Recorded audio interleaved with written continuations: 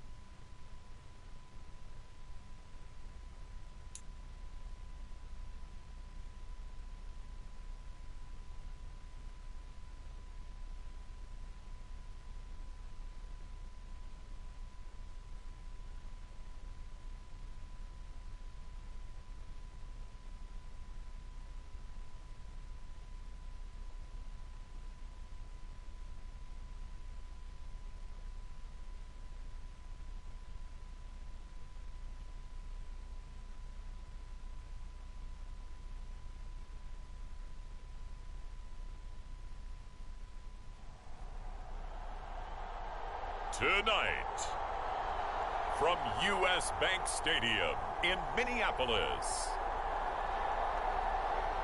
it's a special prime time edition of the NFL on EA Sports.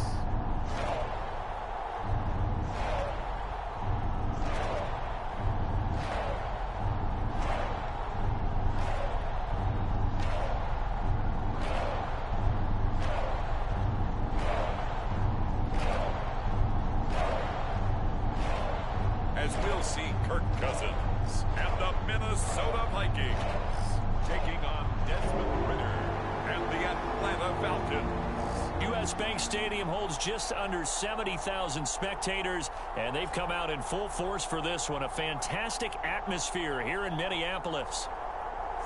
Tonight we've got a great Sunday night matchup on tap, as it'll be the Atlanta Falcons taking on the Minnesota Vikings.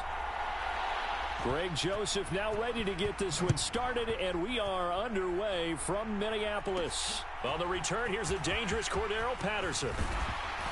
And not much happening on the return as he'll get this to about the 23. So here come the Falcons now to get the football for the first time. And they will be led out by their signal caller in his second year in the NFL now. And you know how scouts always talk about checking all the boxes? I think this young man does exactly that when you're looking for an NFL quarterback. Proven leader. Teams went 43-6 while he was in college. Has speed, dual threat ability, and the production off the charts while he was in school, and also did a nice job of limiting turnovers. When you put it all together, there's a lot to be excited about for this young quarterback.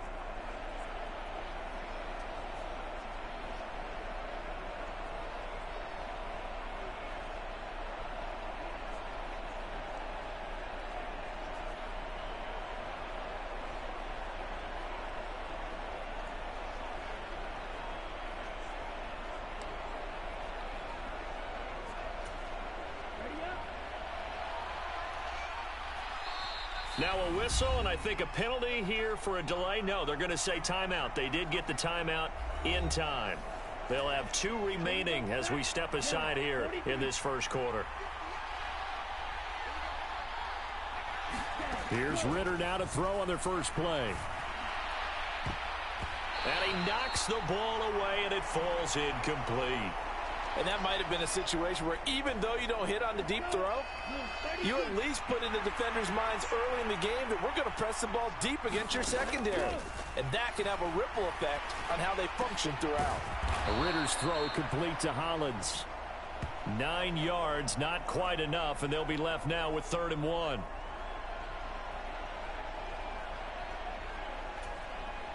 So they just need 1 yard here to pick up the first down. Robinson will try to pick it up. And he's going to have the first down at about the 38. Give him 6 yards, and they do convert on 3rd. Faced with their first 3rd down conversion opportunity and able to punch it through and pick it up on the ground. And to me, doing it on the ground sends a different type of a message than throwing the football. And, you know, let's face it, we've done a lot of games together. How often have we seen 3rd down turn into an automatic passing down no matter what the yardage? Yeah, and last thing you want, that opening drive to go 3 and out. You got everything scripted, lined up. Let's get some points on the board, and they're able to avoid that 3 and out.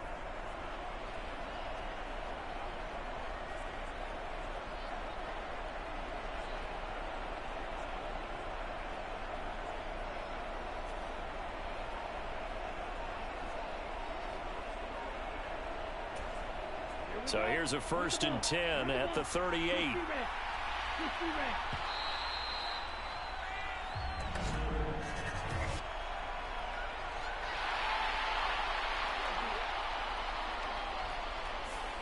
Just a little too lackadaisical, Charles, and they didn't get up and snap the ball in time.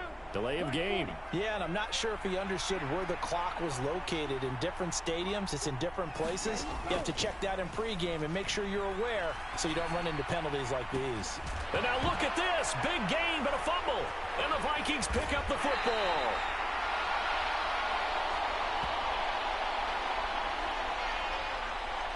There are 2 words that we hear coaches say all of the time. One starts with a B, one starts with an S. Ball security. And they preach it. They have it up in meeting rooms, right? You see the signs. They talk about it all the time.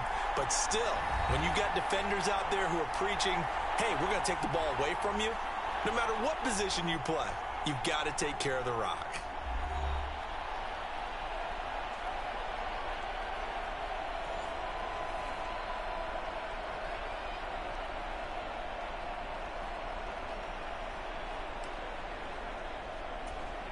Good starting field position for the Vikings as they have it 1st and 10 at their own 42. They'll start on the ground with Madison. On a determined run there as he's going to take this all the way down near the 40.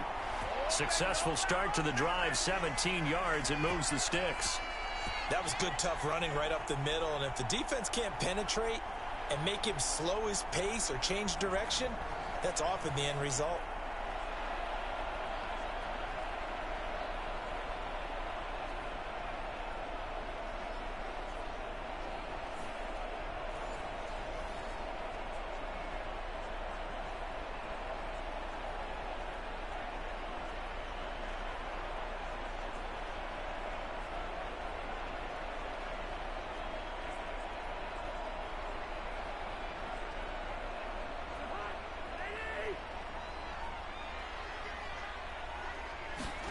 Cousins on 1st down. They'll get this underneath to Madison. Give him a gain of 5 on the completion, and that'll make it 2nd down. All defenses worry that whenever anyone catches the ball and has a head of steam come out of the backfield, it can turn into a big play with missed tackles or he runs through people. But they were right there waiting, and they stopped him for a minimal gain. Now 2nd and 5. Throwing, Cousins. That's caught by the big tight end, T.J. Hockenson. And Hockenson going to have the Vikings 1st down as the tackle is made at the 28-yard line. That one goes for 8 yards. When an offense reads blitz, doesn't matter where it's coming from, tight ends know that they become a big part of the passing game because they should be an easy outlet when all those extra bodies are trying to get to the quarterback. A hot route, so to speak. Off the play fake, Cousins. And that went too far in front. He couldn't reel it in. It's incomplete. This could be the start of a nice stand from this defense now after getting walked backwards on this drive. Come through with another one here, and you have them staring at a 3rd and long, and that puts the defense in a position to dictate to the offense. Here's 2nd and 10. Again, it's Cousins. This is Alexander Madison out of the backfield with it. 5 yards. Now it's 3rd and 5. Well, we know he can run the football too, but he's a good pass catcher. That's been on display here, Charles, on this opening drive. And we certainly have seen the benefits of what he did in the offseason, which was spend more time with wide receivers, working on routes, working on cuts, in order to make himself a more complete running back and even more of a threat downfield. Open man, he's got him, the tight end, Hockenson. And he will have a Vikings 1st down. They needed 5 there on 3rd down. He winds up getting 7. Really been an ideal start for them. They get the turnover on the opening possession. Now here they are moving the ball straight down the field on their 1st drive. And that feels good, but you know on their side of the field all they're thinking is finish this drive off because they took it away, right? So now you got them back on their heels a little bit. Now go down, put a touchdown on them. Look out. You've won the mental battle early in the game, and that may carry over for you. So the ball down to the 16 here for 1st and 10. From the red zone now, Cousins. And that one drops down, incomplete. Good coverage there, forced the ball free, and it's 2nd down. When you're running the slant, timing is everything, and against that man coverage, there was no space available, and incompletion as a result. 2nd and 10.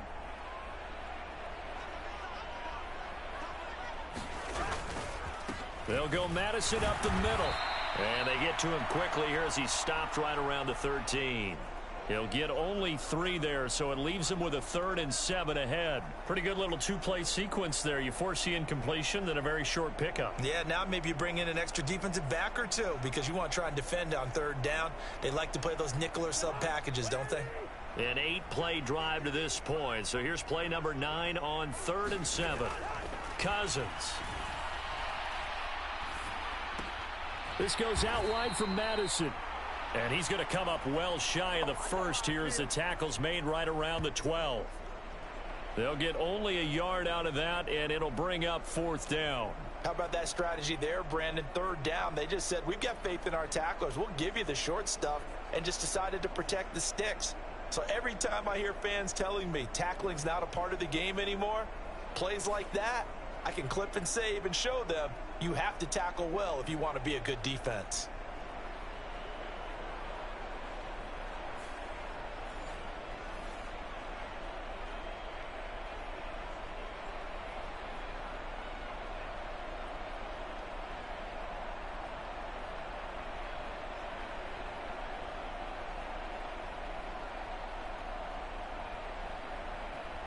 Fourth down, field goal try coming, so Cousins is off, and on comes Greg Joseph from Minnesota. The kick by Joseph is good. And the Vikings have a 3-0 lead.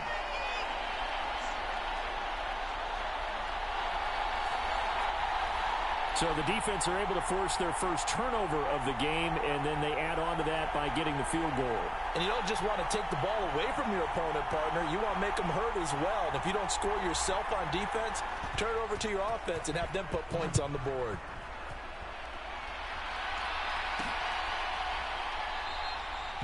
No return here for Patterson, so they'll begin things at the 25-yard line. Bijan Robinson leading the offense out for another drive. And Charles, he's a rookie. He's put it on the ground once. Maybe defensively now they're saying, okay, we can get this young buck to cough it up 2-3 times. He's got to be careful here. Yeah, they do tend to zero in on the young runners because once one comes out, as you noted, you think there's an opportunity for more. This is where you have to get with that guy and say, all right, they're going to come after you, but we believe in your talents. Take care of the football, and let's go.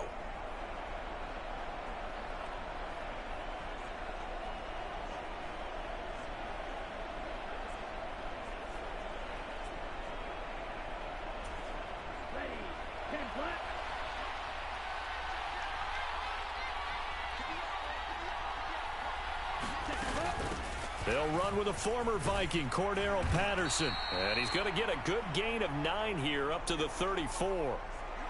Well, you often say that sort of opens the playbook now, 2nd and short. What do you think, early shot here? I like where you're going. Obviously, we've been together for a while because you know me. I want to take that shot early and loosen things up.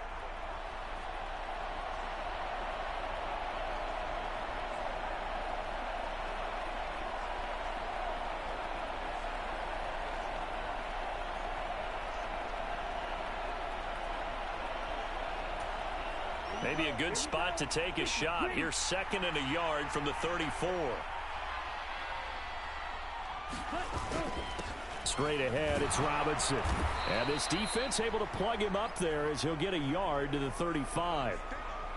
Pretty good job defensively. Thought he was going to get it, but they knew where that marker was, and they stopped him just short of it. What it does is emphasize that strategic football and situational football is not just played on the offensive side, is it? Defense understanding, as you noted, where the first down marker was and making sure they didn't get there.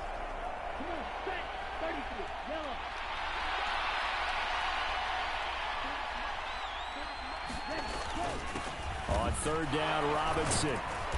And he will have a first down as they get him to the ground at the 37. 3 yards there, good enough to keep the drive moving. And that's why you spend a first-round draft pick on a running back. Not for just the fancy runs, but these dirty, gritty 3rd and 1s, 3rd and 2s. That's why you draft him.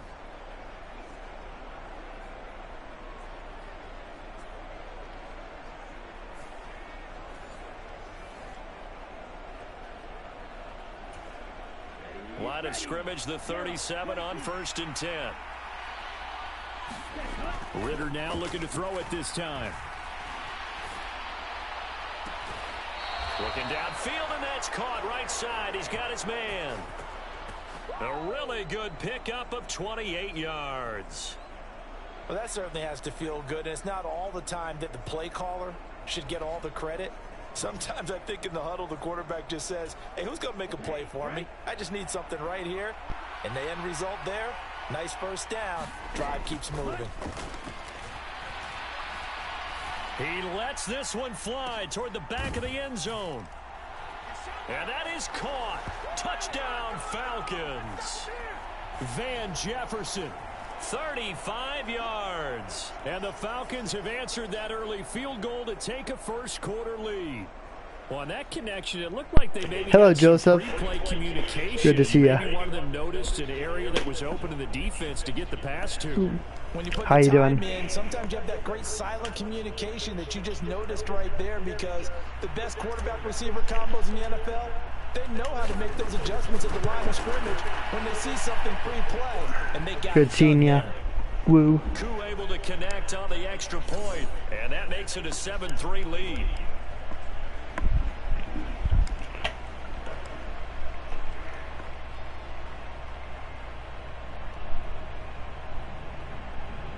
Woo woo woo.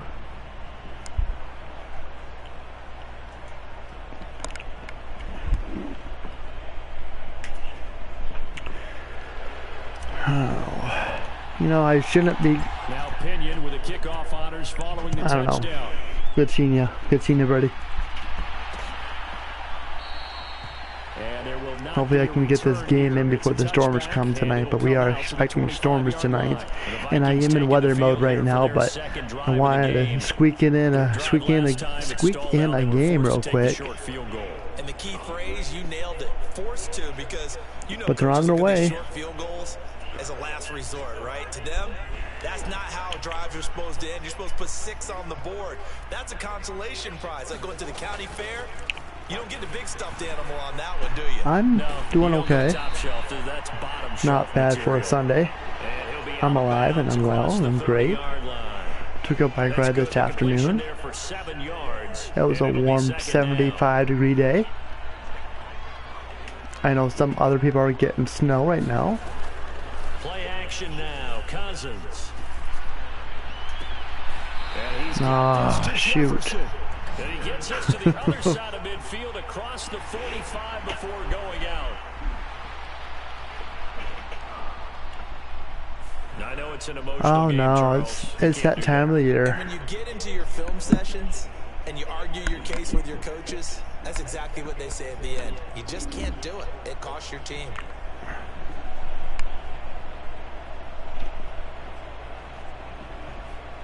It's springtime.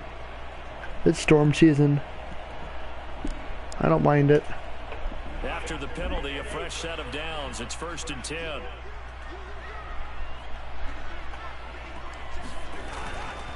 Now a give to Madison. He'll get a nice chunk there on the first down run, and it's 2nd and 4. A quick burst there, and he nicely bit off a pretty decent gain.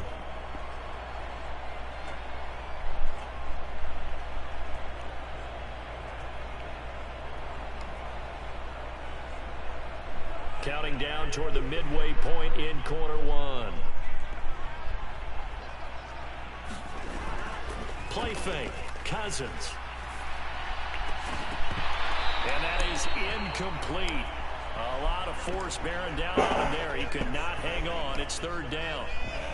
Well, they've got man coverage on the outside, and my scouting report on these DBs tells me that they love to take matters in their own hands. They want man coverage, not zone. And there was good coverage there that forced the incompletion.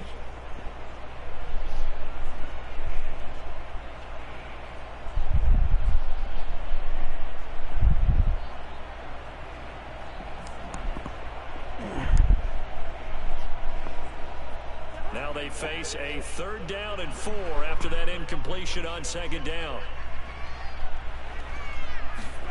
Cousins now. Going underneath, he's got Hawkinson. And he'll be taken down, but he does have 1st down yardage. And 5 yards on the play there as the drive will continue. Hello, Megan. Good to see you. How you doing? Big wide body of his. Didn't get a whole lot of yardage on the play, but it did what it was supposed to. Pick up a 1st down. For right now, yes. I am Atlanta.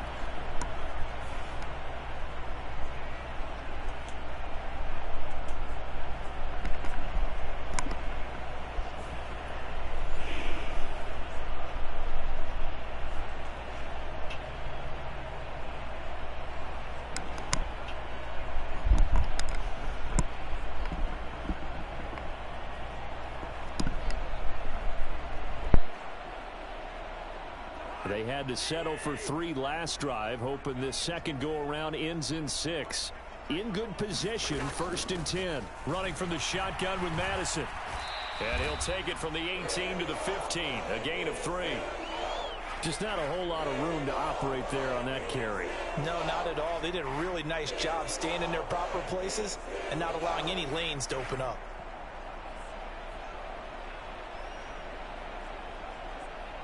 Here's 2nd and 7. To throw is Cousins. Over the middle, complete. That's Osborne. And he couldn't quite get there. Tackled down at the 1. His first catch, good for 14 there and a 1st down. I think he has to be saying to himself, how did that not wind up a touchdown? Remember, you just need the tip of the ball to cross the plane. It's not going to get there, but they're going to be set up in great shape with 1st and goal. Throwing is Cousins. And he'll be hit as he releases it, and that'll fall incomplete. Nothing open downfield, and he had to get that one out in a hurry because he just knew he was about to take a big shot. Probably couldn't get his legs into the throw. Became an all-arm throw trying to check it down to his running back. Incomplete. Another shot from the 1 on 2nd and goal.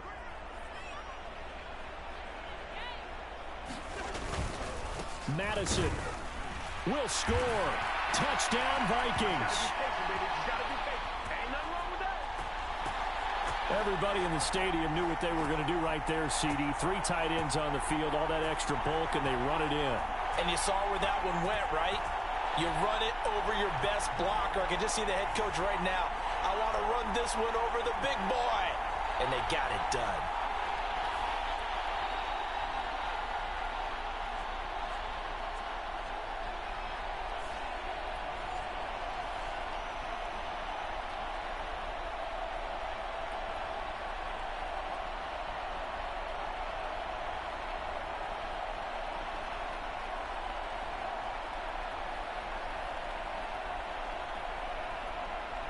Greg Joseph on for the extra point.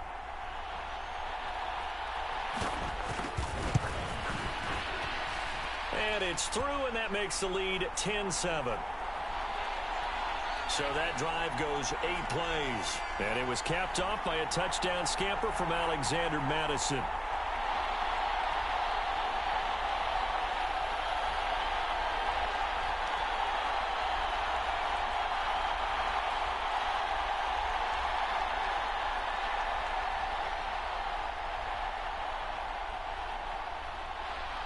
Now Joseph tees it up to kick off following the touchdown.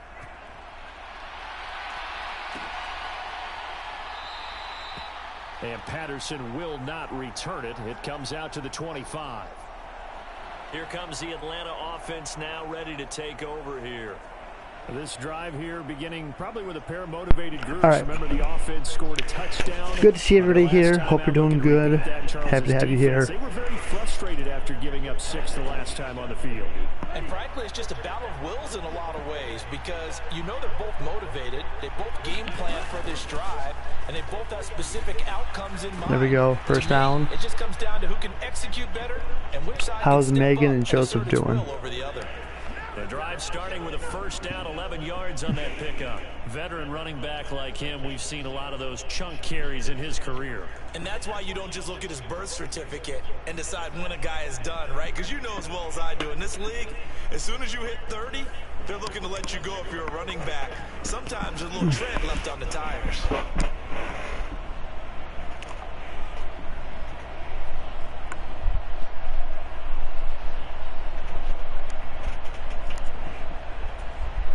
So from the Sleepy? now, You sleepy? 1st and 10. Aw. Sorry to hear that, Joseph.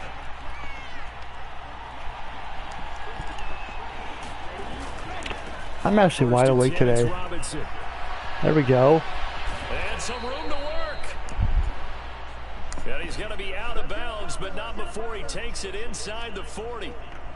A big chunk on the ground there, 27 yards. Well, they came into this game saying it was important that they set the tone and show that they can run the football. And I believe that they've done that here in the first quarter.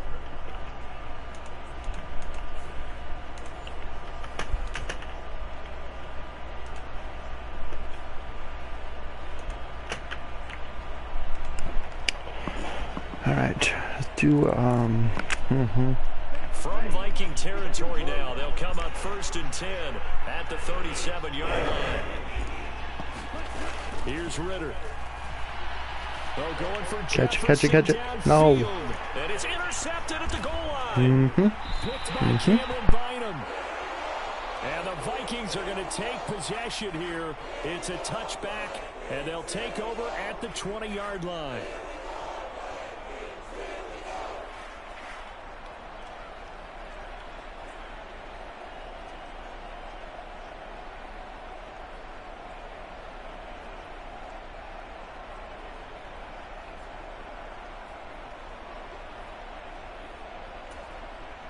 The Minnesota offense about ready to get this next drive underway. This offense thankful, I'm sure, to have the football back, but also, Charles, after a long drive of their own, they've got to be a little weary. Yeah, I would agree with that. And what you have to do to combat it, try and get fresh legs in where you can, especially to skill positions. And then for the offensive line, instead of attacking, maybe slow the tempo down a little bit. Let them catch their breath. Yeah, things were pretty stacked up there in the middle of the line. A lot of bodies, not much space. I think ultimately he was fortunate to get anything out of that run. 2nd and 9 now from the 21.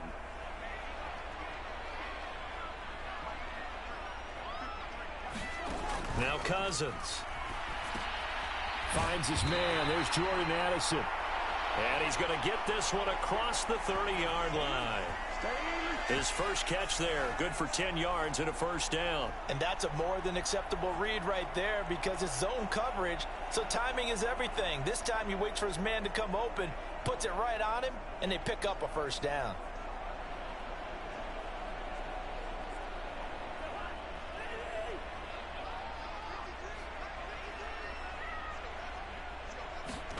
First down, here's Cousins.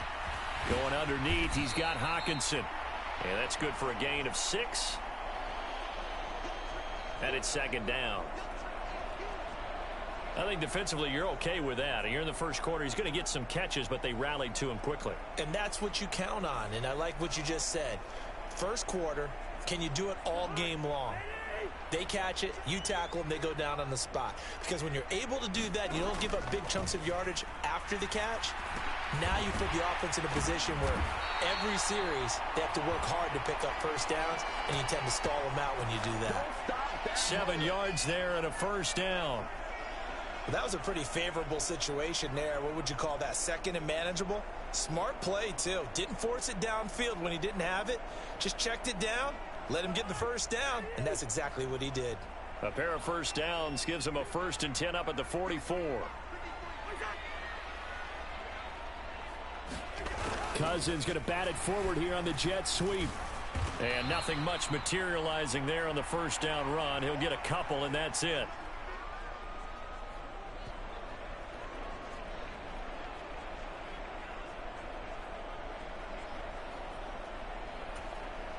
Second down and 8.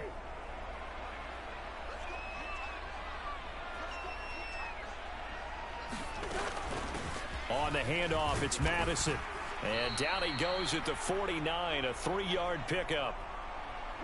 I do know from experience that when you slow down someone's running game, you're now doing the dictating on defense. And guess what? Now you're getting ready to tee off on their quarterback because they have to throw it all the time. But you still have to be alert for the draws and other plays of that nature to make sure you don't get hurt.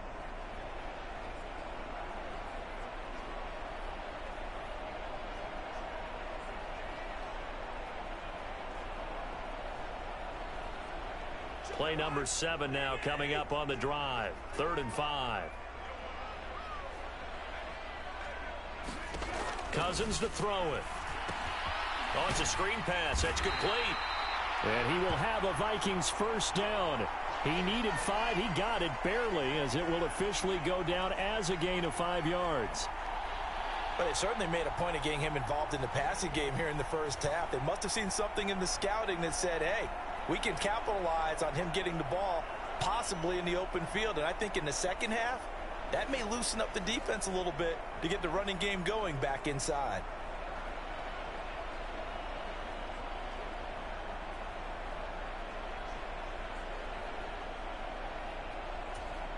From Falcon territory now, here's 1st and 10 at the 46.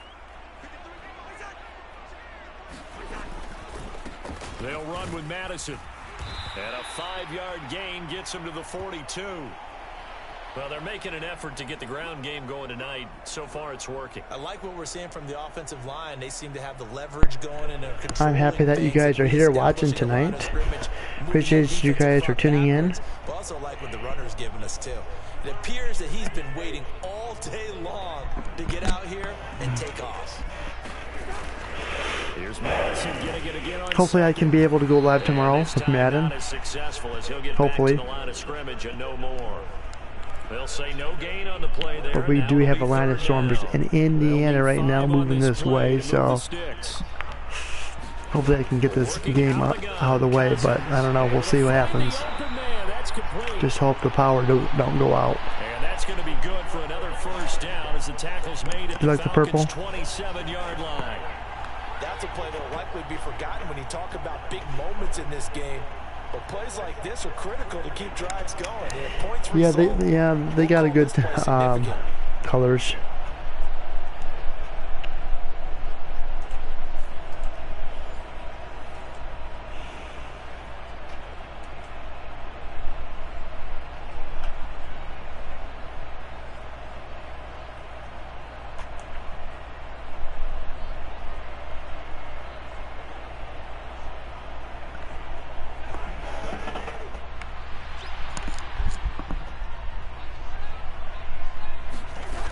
First and 10, Cousins. This one brought in by Jefferson. And he gets it inside the 10 to the 9. 17 more yards on that one as they keep the drive rolling. Just picking up yardage in bunches here these last few plays. They have moved right down the field, and just like that, they're going to be set up with a 1st and goal.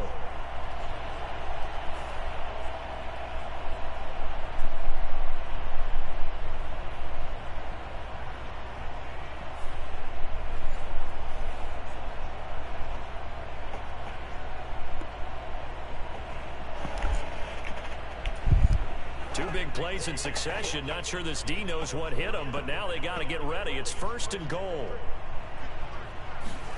To throw, Cousins. This is caught. A gain of 7 that time. 2nd and goal. When you decide to run a hitch route, it really helps to have a guy who can turn it loose. And, boy, he rifled one in there on that one. Not much run after catch, but it worked really well.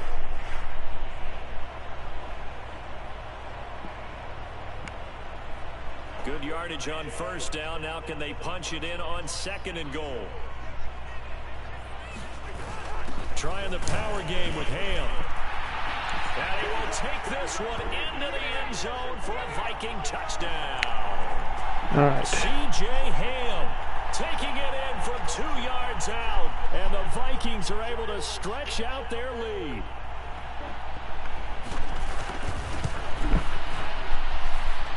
Joseph connects on the extra point. And his guys will take a 10-point lead. So that one a 13-play drive in total. And it's culminated by a 2-yard touchdown run.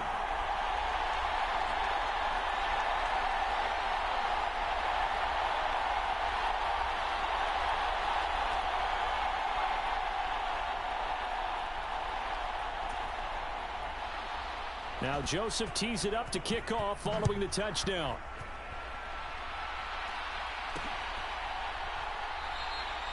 And Patterson not going to return this. It'll come out to the 25. Atlanta now coming out on the field. But not an ideal way to end their previous drive. They threw the interception, Charles, after they had built up some momentum. They were moving the football, but something to at least build on for this offense as they run back out here. Yeah, you're right about that. Up until that last play, everything was working pretty well for this offense, gaining chunks of yardage, getting 1st down. Oh, and his early struggles continue. Here's another one intercepted. Seriously? Picked off by Byron Gosh darn it. Murphy. Come on, N.O.R.A. Stops at the 39-yard line. Well, they're certainly not giving much help to their defense, are they? Because for the 2nd time now, that D has had to run back out on the field early after an interception. And remember, on the last drive, the opposing side took it in for 6 after that interception.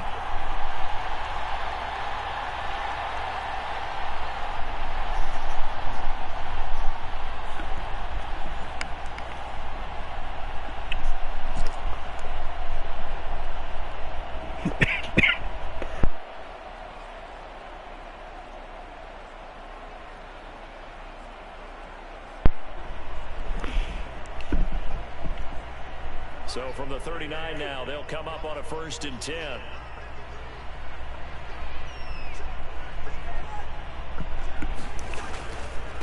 They'll run it with Madison. And he's going to get a solid gain of 9 before being brought down. 2nd and right at a yard. A nice run there, 9 yards, and it'll be 2nd down.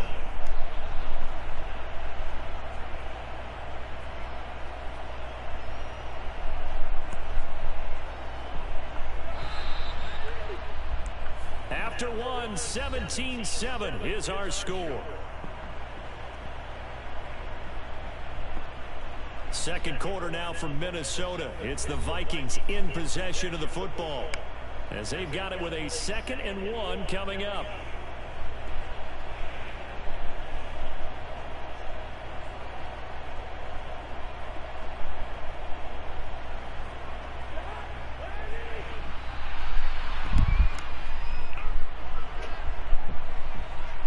In motion right is Osborne.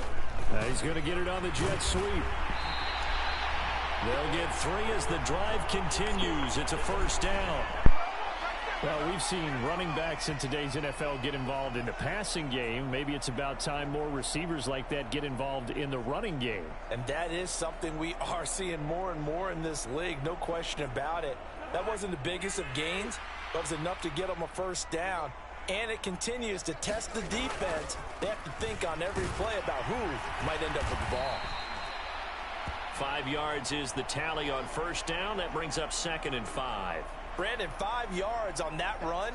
Let's get back to the huddle and make sure if you're a back, you spend time with your offensive line and give them credit. Hard to move those 300-plus pounders at the line of scrimmage, and they did for a significant chunk of yardage. They'll try to throw now. Cousins. Complete. Jefferson the target. And he'll go out of bounds in the red zone just inside the 20. The Vikings on third down. They've been near perfect. 4 for 5 to this point. Here it's 3rd and 2. Here's Cousins. Pass taken in by his big tight end. And he will have a Vikings first down as they're able to convert by plenty there on 3rd and 1. And that one was a lot of fun right there because that was the game within the game. 3rd and short, blitz was on. What's the key for the quarterback? Get out of your hands in a hurry.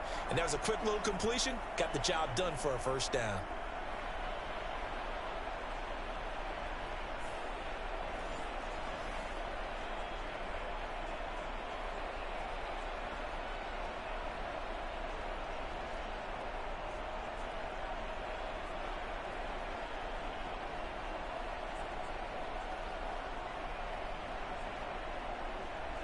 Now a 1st and 10 at the 11. Cousins. And that is caught on the right sideline, but out of bounds, says the line judge. The throw took him a little too far. It's 2nd down. That is the first time that they've targeted him that he has not come down with a catch. He's caught everything that's been thrown his way. A dominant pass receiver that can break down any defense, because when he's doing that kind of work, it really hurts you on the back end. And even though it's an incompletion there, I think they're going back to that well. And he'll take this one inside the 10 down to the 8. He'll get only 3 there, so it leaves him with a 3rd and 7 ahead.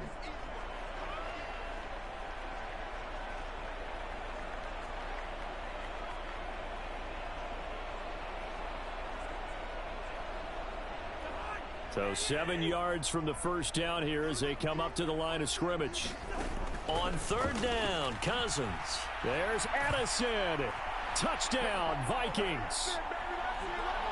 8 yards on the touchdown pass. And the Vikings are able to extend their lead. Well, that's about as quick of a passing touchdown as you'll ever see right there. Everyone has a section in their playbook called the quick game. That was a super quick game. Out of the hands of the thrower, bam, right to the receiver, successfully for a touchdown. How in-depth is that quick game part of the playbook? It's pretty in-depth because people want the ball in the hands of the quarterback into the playmaker's hands downfield as fast as possible. There are a lot of plays, a lot of options involved with that.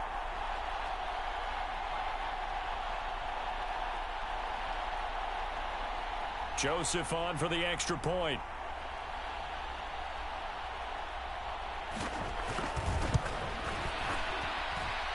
And that'll make this a 3-score game as the lead moves to 17.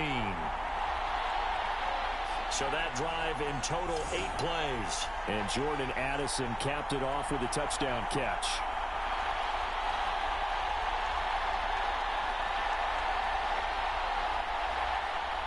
Now Joseph tees it up to kick off following the touchdown.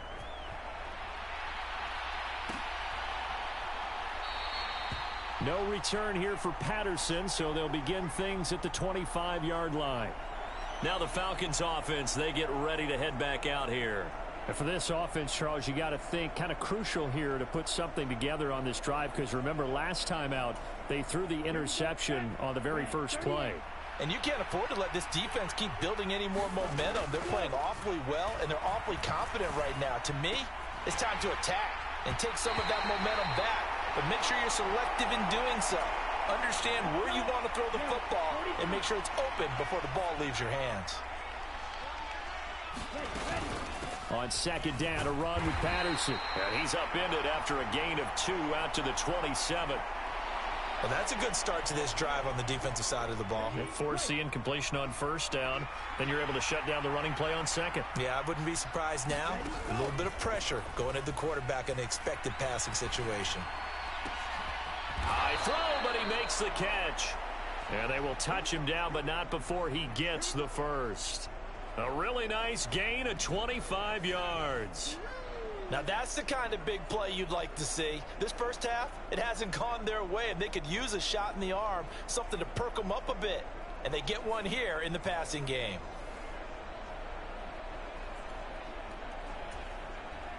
From Viking territory now, they'll come up 1st and 10 at the 47.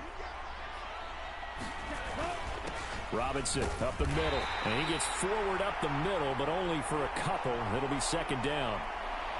Certainly a nice job there by the defense rallying to the football and getting him on the ground. But I think the play gets made by the defensive front. Because if they can't get upfield, their job is to go ahead and get low, almost get into a ball sometimes, stack things up, and make it difficult for the runner to find a hole. On second down, another shot for Robinson. Another 2-yard gain there, but they'll need to do better this time. It's 3rd and 6. 2 yards on the first down carry, and then followed up by 2 yards on the second down carry. Well, that's definitely not going to be enough to get the job done. Wasn't the expression 3 yards in a cloud of dust? Now they're going to need 6 on 3rd down to keep the drive going. He's going to let this go. Back of the end zone. And unable to connect. Incomplete. Now, give them credit. They took their shot, but it's going to bring up 4th down. Early on, the running game's been working well, and the offensive line has been pleased by that. The thought process there, catch those safeties creeping up, trying to help against the running game. They tried to hit them over the top, unsuccessfully.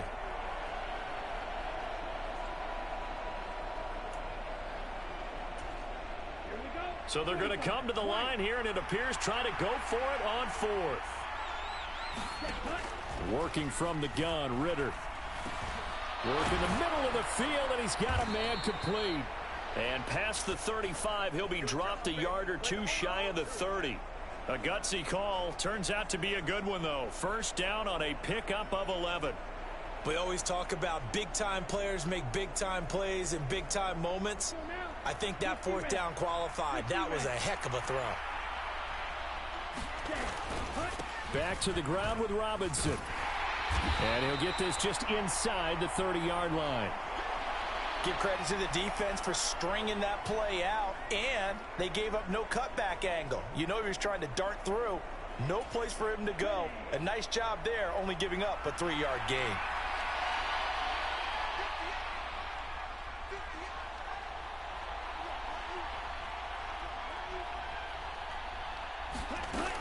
On second down, another shot for Robinson. And he'll take this down just shy of the 25-yard line. 3 yards on the pickup. That's going to set up an interesting 3rd and about 4 to go. Well, at that rate, picking up 3 yards a carry, you and I both know that doesn't cut it in this league and trying to get first downs unless you're playing 4-down football. Then that's a whole different situation, but I don't think that's what they're trying to do here. 3rd and 4, though, is still manageable. 3rd and 4. Back to throw, Ritter. It's incomplete. Took a shot, couldn't connect. And I think they'd be well served to take that type of a physical approach against him the rest of the game. He's had his way so far, but on that last one, that worked quite well for the defense. Koo knocks this one through the post, and that will close the gap down to 14.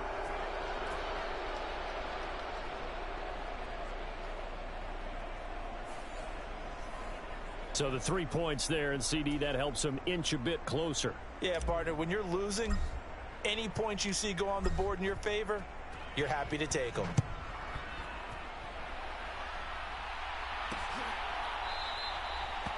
And he'll just take a seat, and the drive will begin at the 25-yard line. The Vikings offense now heading out to take over. And that last touchdown drive they had very balanced. How key is that balance? It's huge because most of the time when we talk about balance is run, pass, almost 50-50. But most of the times when you talk to offensive coaches, they say balance is we do what we want when we want to. And that means that they're ahead of the defense, keeping them on their heels. Yeah, they imposed their will on that last drive. Cousins and the Vikings with a 1st and 10 at their 25-yard line. They'll come out throwing here to start the drive. And that's incomplete. I see the surprise in your face there, partner. That is a rare incompletion from him. He's been on point this entire game. He has percentage completion-wise way up. Not that time.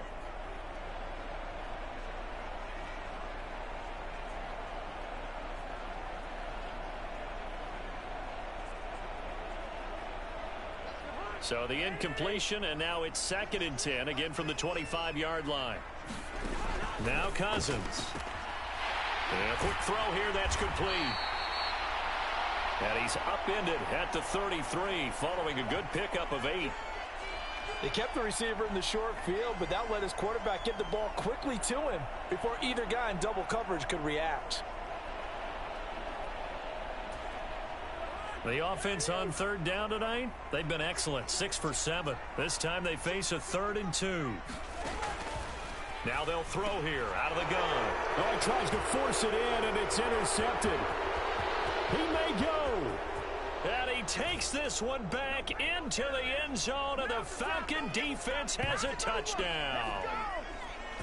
Now, the offense, they had really not been able to mount anything yet on that drive, and the defense made sure they couldn't mount anything. The interception and the return adding 6 to the scoreboard. And that's no small return for a linebacker partner. He took matters into his own hands and his legs on that pick. And once he had it, I don't think anyone on the field could have stopped him.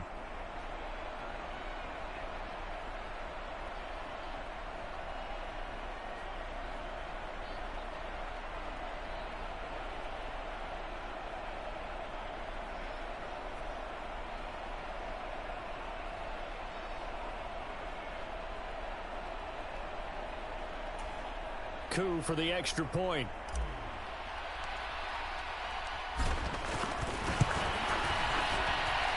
He's got it, and it's 24-17.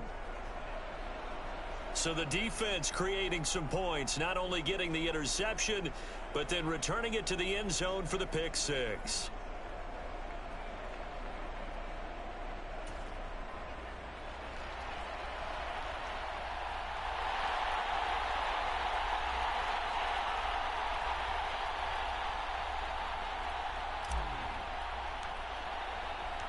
So they'll get another shot on offense following that pick 6, and now the kick is away. The return man down to a knee, and this will come out to the 25-yard line. This offense returns to the fold along with running back Alexander Madison. It may just be the second quarter, but he's in his zone, well on his way to eclipsing that 100-yard mark. And when a back has a game, as we're witnessing right now, his name's going to be in the books, but it's really a collective deal, isn't it? Because that means he's getting plenty of blocking, a lot of help from his teammates, but he's making the most of it. Yeah, he's made the most of it to this point. Now, the first play of the drive there is incomplete. Normally being a big-bodied receiver plays to their advantage downfield. Go up and make the catch, take the hit, and pick up yardage. But in this case, the hit was timed really well and popped it free from his grasp. They get 6. That'll leave them with 3rd and 4. In search of 4 yards here to pick up the first down. From the gun, here's Cousins. That is caught. And they get him down, but not before he takes it across the 40-yard line. They call his number again. It's his 6th catch and a first down. We often hear the phrase sure-handed tight ends, and he certainly fits into that category. Plus, he's got a quarterback who knows to look his way when they need a big pickup. And on this play, he finds him for the first down.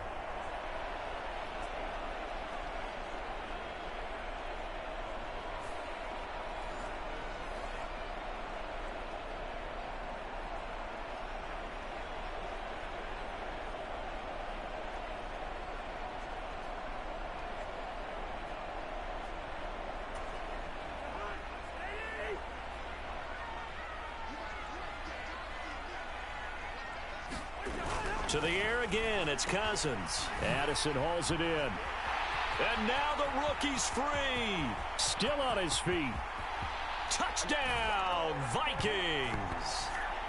Jordan Addison with his 2nd touchdown here in this first half. And the Vikings go up by 2 touchdowns.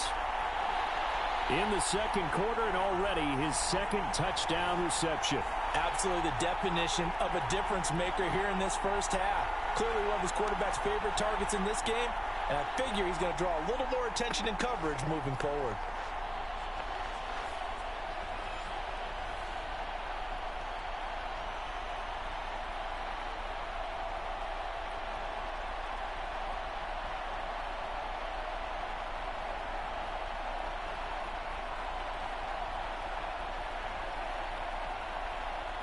Joseph now to have the PAT.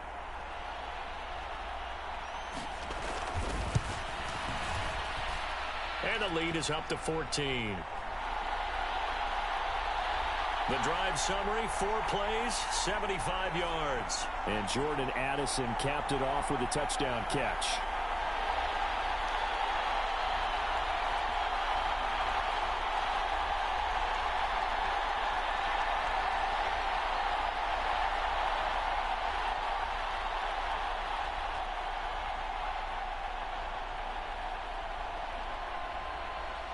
Now Joseph tees it up to kick off following the touchdown.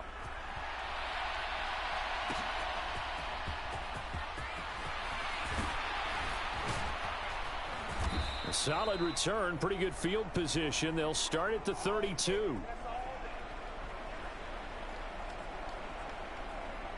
Atlanta regains possession of the football. And last time able to get 3. It's not what they wanted. They wanted 6, but they got at least something. They mustered something out of the drive. They'll take it. I like the way you've described it. Not ideal, but they'll take it. Anything to put some points on the board. But this time on offense, they don't even want to see the field goal kicker trot on the field. They want that ball in the end zone. Yeah, they'll be going for 6.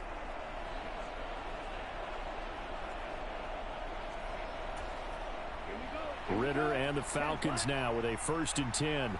At about the 32. He'll get it to Robinson to begin the drive. And he can only manage to get a couple. 2nd and 8 coming up. I think if they want to start getting back into this game, it behooves them to get better on 1st down. Yeah, certainly not what they were looking for there out of the opening play of this drive.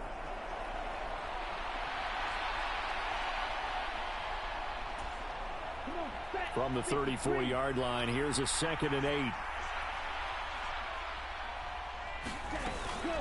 Straight ahead, Patterson. Looking for a crease, can't find one. Stopped at the line of scrimmage. 2 runs in a row, but only 2 yards to show for it. Looked like he was trying to bounce it outside, but no success. Yeah, sometimes you got to just figure out where you're going to go, and sometimes you just have to take it to another spot. In trying to get it outside, the defensive pursuit was there and just ran him down. And he's going to be out of bounds, but not before he takes it inside the 40. A big 30-yard play on 3rd. And this offense needed something to try and seize the momentum a little bit, and that might have been exactly what they needed. Now they have a chance to go downfield and score and cut into the lead.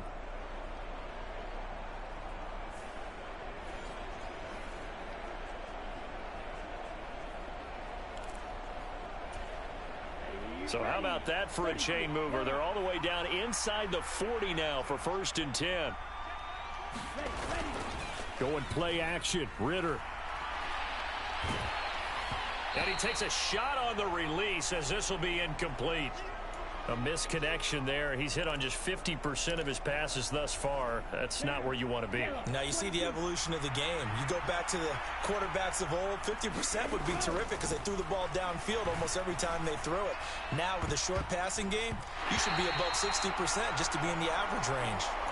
Another dangerous throw there, partner. I mean, he's already thrown 2 interceptions here in the 1st half. I don't know if you want to keep throwing up 50-50 balls and you've had that kind of lack of success. Yeah, absolutely. Very well could have been a 3rd interception in half number 1.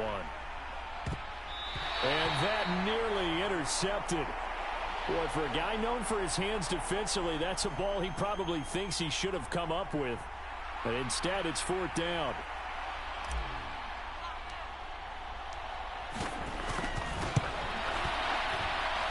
That's running out of steam, and it won't get there. He left it just short, no good, and this will remain a 2-touchdown game.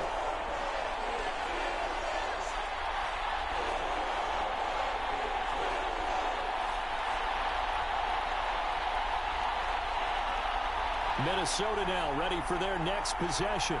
And they'll just simply be looking to build off the confidence of the last time out where they scored a touchdown. And confidence is powerful, isn't it? When you've scored once, you feel like you can go back out there and get it done again. Doesn't matter what the defense throws at them. They feel like they're in a groove right now, and they want to get out there and show it. Yeah, hoping to stay in that groove here this go-around. Here are the Vikings now to start their next drive. Cousins now to throw on 1st down. This is caught by Addison. And they'll get this well past midfield before being stopped just before the 35.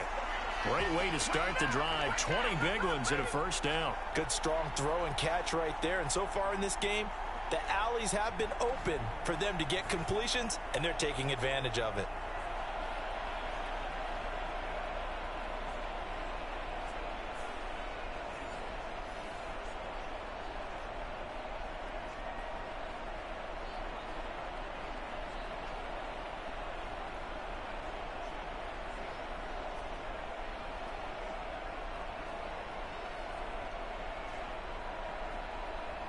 So from the 36 now, 1st and 10.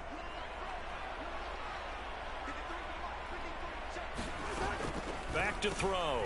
Oh, the turnover fest continues. Here's another interception. And the Falcons are going to get the football here as he gets this up to the 38-yard line. So really the first speed bump that this offense has encountered. They'd had the rule of the roost here in this first half, but now slowed up just a bit by the interception. And there's a chance that that's a wake-up call for them because you don't want to go on autopilot too early. That team on defense is capable of making some plays similar to the one they made right there. A little jet sweep to start the drive. It was a Caleb Evans in on the stop. Well, they gave up a few yards there, but all in all, I think it's a pretty nice job defensively against the jet sweep. If they don't slow him up, he might take it to the house, so they'll take that play every time on the defensive side of the ball.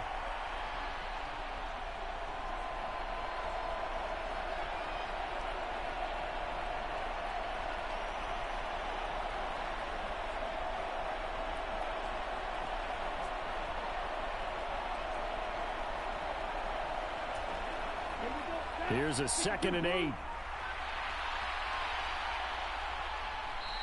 Now with just 1 second showing on the play clock, we're going to get a timeout.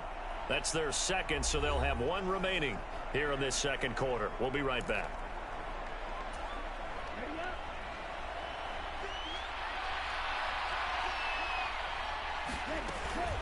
They'll give it to Patterson. And only a couple for him there as the tackle is made at the 42. The offense on 3rd down tonight, they've hit 4 of 7. This will be 3rd and 6. Ritter off the play fake. And this pass broken up. And the contact well timed there. And now 4th down. Oh, I thought he had that one, and that was nearly a big 3rd down conversion to give this drive some life. Instead, they're on the spot and help separate the receiver from the ball. Going deep this time for Miller. And he's got it inside the 10. Wow, 1st and goal, and defensively all they can do is shake their heads. Not only did they allow the conversion, but a big play as well. I'll tell you what, this is not for the faint of heart right here. 4th down, this is taking a big risk. But it's as good a play call as you can imagine. And the defense just not able to come up with the stop they needed. And this is not just a 1st down, but a big play as well.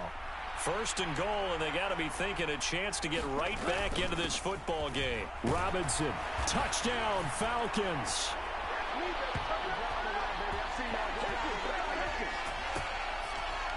Nice job of polishing off that drive, but all the credit there goes to that play prior. Yeah, it certainly does, because after that big play, I think resistance almost felt futile at that point, didn't it? And the very next play, they come right back, quick, fast, and in a hurry, and put it in the end zone.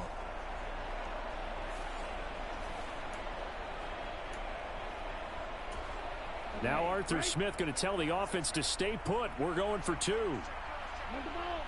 They'll set up to run the quarterback draw.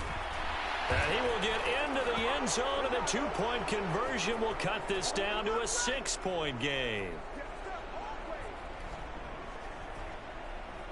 And a little quarterback draw option works to perfection for him. Yeah, it's hard to account for the quarterback in most situations on defense, and that's why the quarterback draw is so successful. Everyone else covered, makes a little fake, runs into the end zone.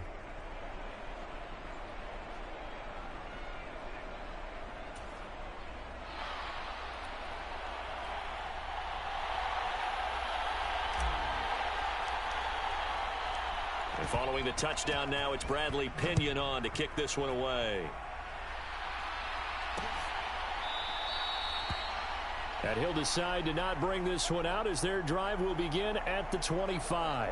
Jordan Addison back out now as the Vikings offense set to take possession. We're in the second quarter. He already has 2 touchdowns. We know how good he is. That's well documented. How do you contain him?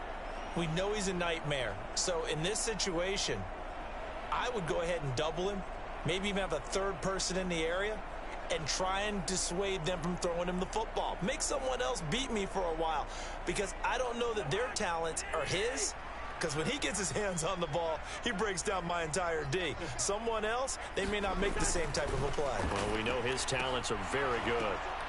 The drive starts with a completion left side. Just a gain of a couple there. And that's going to bring up second down.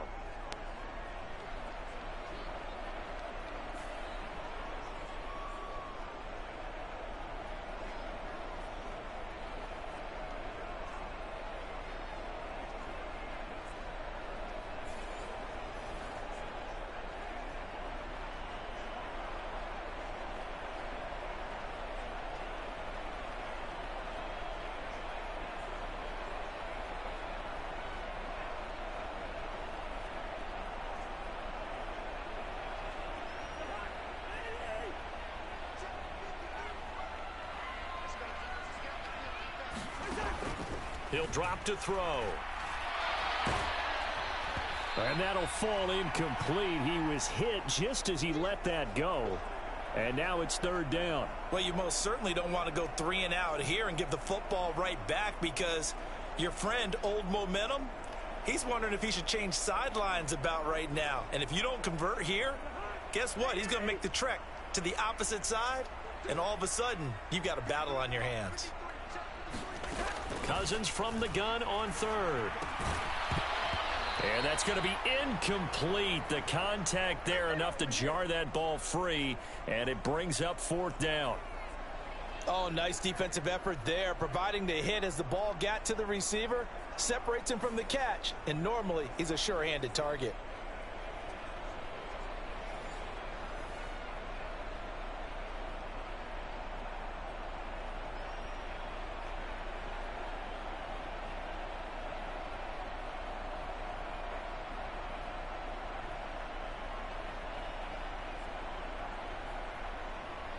So on fourth down, on is the punter, Ryan Wright.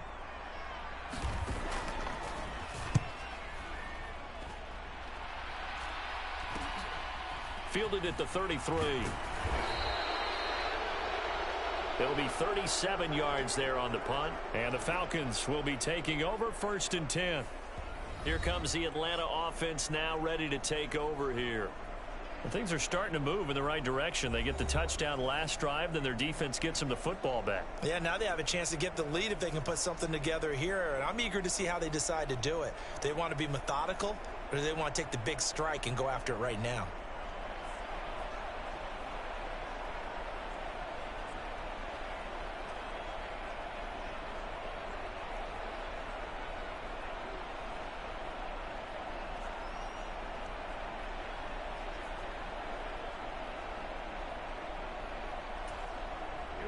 Falcons 1st and 10 here as Ritter gets them ready. At their own 42. Now a handoff to start it out. Robinson. And he edges forward, but only gets a pair of yards out of it, and it's second down. Early down stuff to put this offense in a precarious position. We know that securing the point of attack, especially against the big-bodied guys in the middle of this D, has got to be priority one. And he'll be taken down just shy of midfield after a gain of about 4. Well, if you're a football guy, that's a pretty run because everyone is in sync right there. Obviously, the guy carrying the ball, but how about the people up front? Leverage, athleticism, they created some... Well, this is intercepted. They get Ritter for the 3rd time. And a return across midfield into the 46-yard line. 3 first-half interceptions now, and Charles, you'd have to think a fair amount of concern is developing over there on that sideline. And there should be, because essentially he's been a little loose and possibly reckless with the football here in the first half. Now, maybe it's not all on him, but still 3 interceptions. That puts the entire team in jeopardy. So the play caller from here on out got to design some throws for him that he can complete, keep it away from the defense, and try and get him back on track.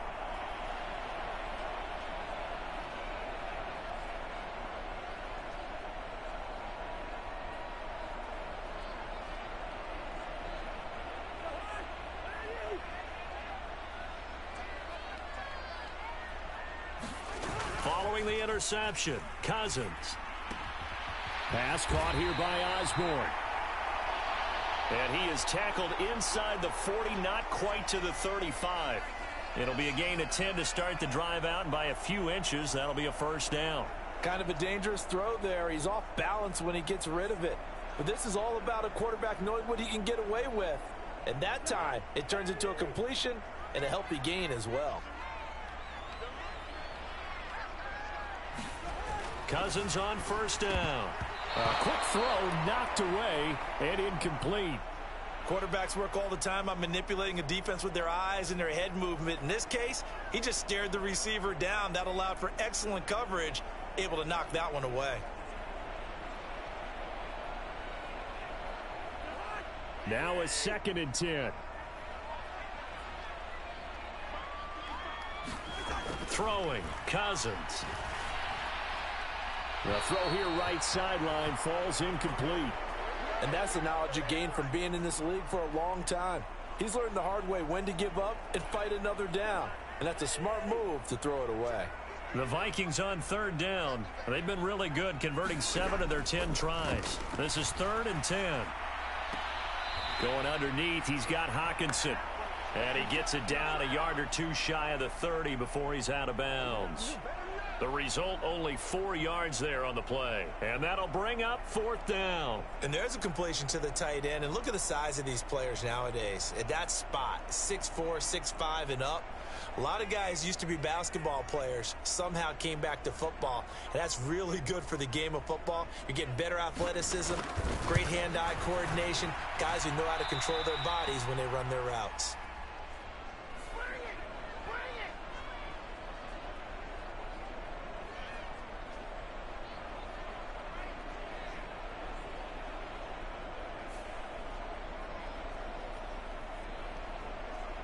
Atlanta now coming out on the field. Well, still early in this one, Charles, but the last time this offense was out there, they threw their first interception of the ball game, so trying to avoid repeating that mistake here on this drive. And to put a positive spin on it, at least it happened in the first half and not in a close game in the 4th quarter, but you're absolutely right, partner. One of the last things this offensive quarterback wants to witness again in this game.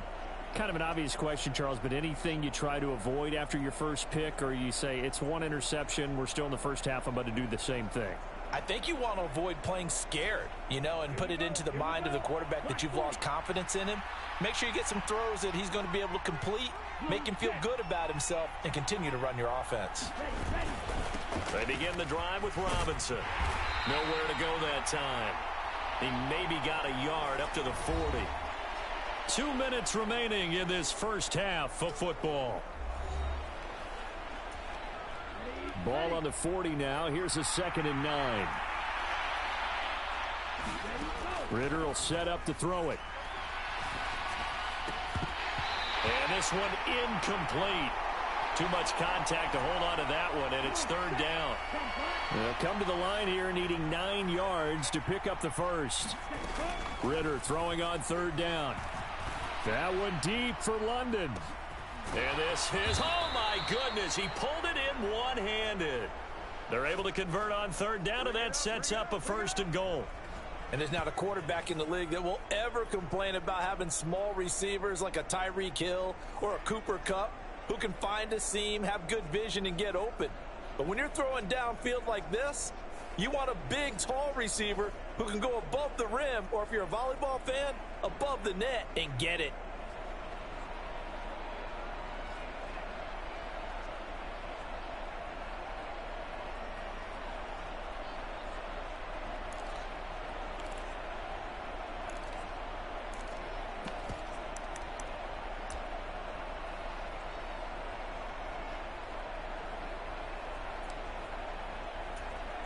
So it's 1st and goal, and a great opportunity to get that lead back before the break.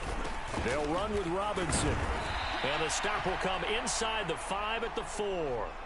64 yards for him on the ground so far tonight, as he has been terrific in this first half. 2nd and goal from inside the 5. Robinson is into the end zone. It's a Falcons touchdown. Well, fair to say they've got something here in this rookie running back, and he's in for the second time in the ball game. And, Brandon, it's a position where there's often a lot of turnover, a lot of competition at that spot. But he's proven to them that he wants to be the bell cow guy that his franchise can rely on.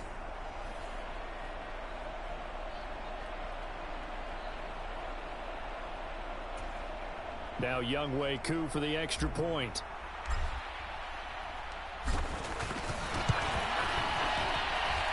And that one will give them the lead here as we approach halftime. The drive summary that time, 5 plays. And it was Bijan Robinson who took it home with a touchdown run.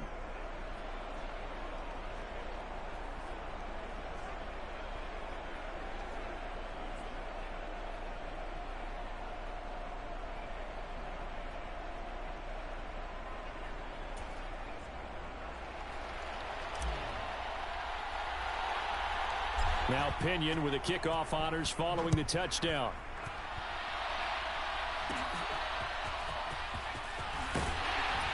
And they're going to start this drive in pretty good shape as they get it up past the 30. The Vikings going to take over now late in this first half. And with a little under a minute to play, they may be looking to pick up some yardage here, maybe try and come up with a field goal to seize the lead before intermission.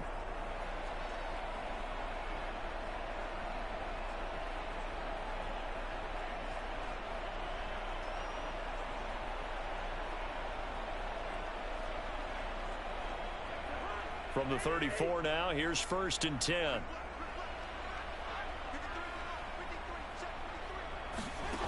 They'll try and start this drive in the air. They'll set up the screen here to Akers. This will be stopped about 2 yards shy of the marker. 8-yard gain, 2nd and 2. The Vikings going to signal for the first of their timeouts as they'll stop it with just over 40 seconds to go in the first half.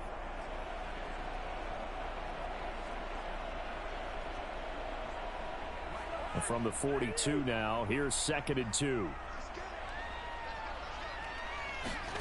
Cousins. And the Falcons get there. The Falcons get the sack. Down he goes.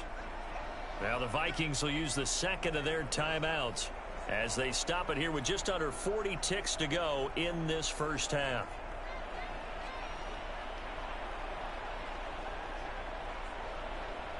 Cousins with work to do after the sack as he brings his guys up on a 3rd and long. They'll set up to throw. Open man is Osborne. And he gets this up across the 35 before he's out of bounds. So 5 yards here, 5 on the play. And it'll be 4th down. And here's Ryan Wright now as he'll punt it away for the second time.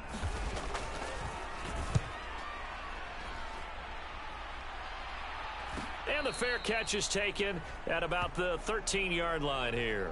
So possession goes over here on the punt. And the Falcons will get it 1st and 10 from deep in their own territory. And the Falcons going to get one more drive here in this first half. And the ball backed way up. So thinking with this amount of time on the clock, probably just sit on it.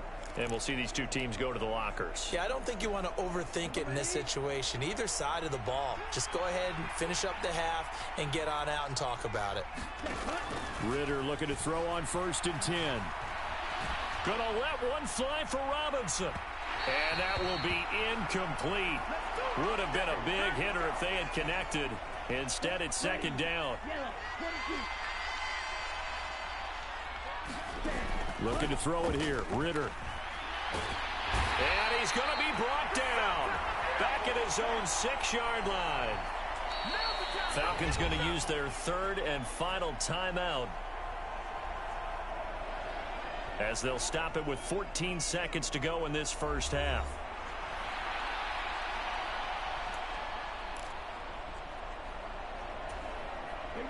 Ritter and the Falcons need an answer and a big play here on 3rd and long following the sack.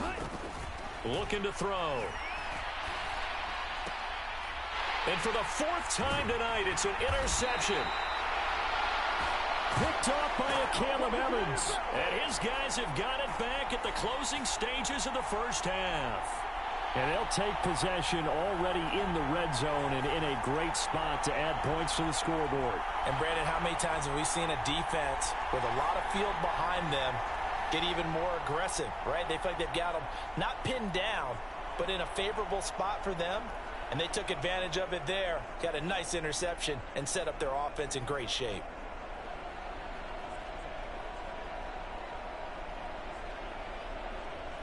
From down at the 12, it's 1st and 10. To throw is Cousins. Slant route, and he's got Addison. And with just 4 seconds left in this first half, a timeout call.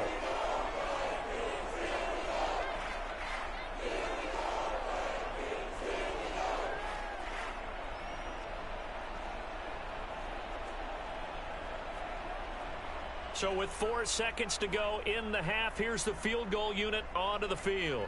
From the right hash here, should be an easy one. Joseph's got it. And they have regained the lead.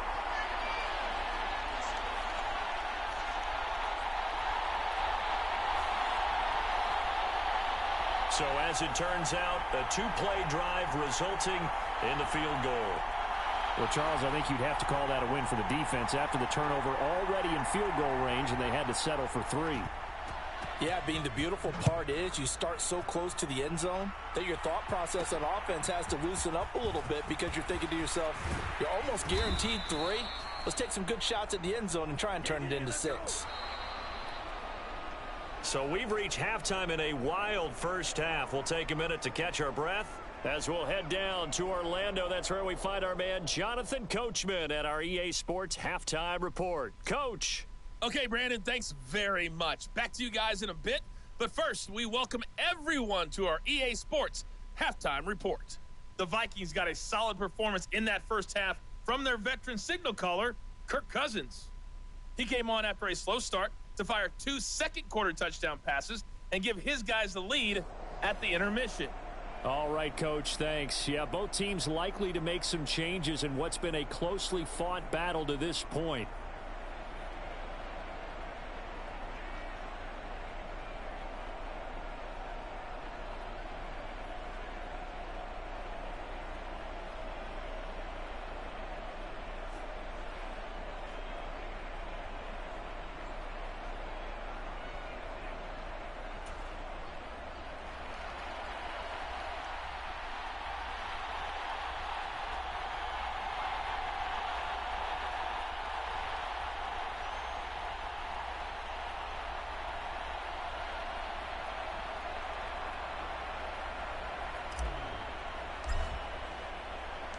Both these offenses have been in fine form. What will the second half bring us as we are underway in quarter 3?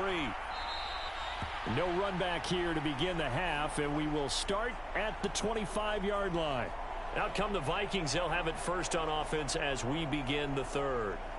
And despite the turnovers, Charles, and they had multiple in that first half, they still have the lead as they begin this third quarter. And they probably heard some conflicting tones at the half, don't you think? A lot of praise for what they did to get this lead, but also a little bit of scolding because they got to take better care of the football in the second half. But you and I both know the great leaders, they know how to give that little bit of vinegar in there and cover it with a big dose of honey.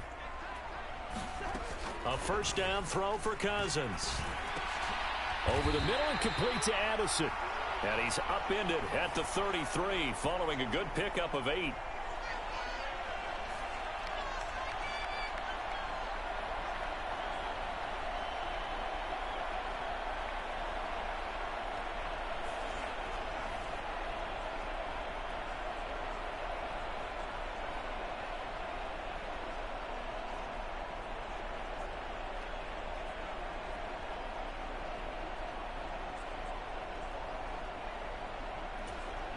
Here's a 2nd and 2 now from the 33.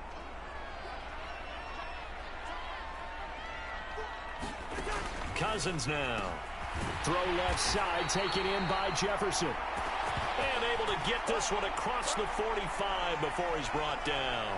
His first catch of this third quarter, he had 7 in the first half.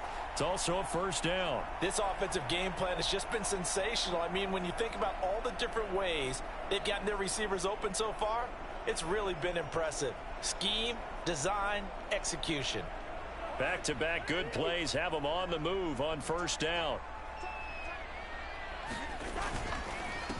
They'll go Madison up the middle. And nothing much materializing there on the first down run. He'll get a couple, and that's it. You know that old expression, it's not my night?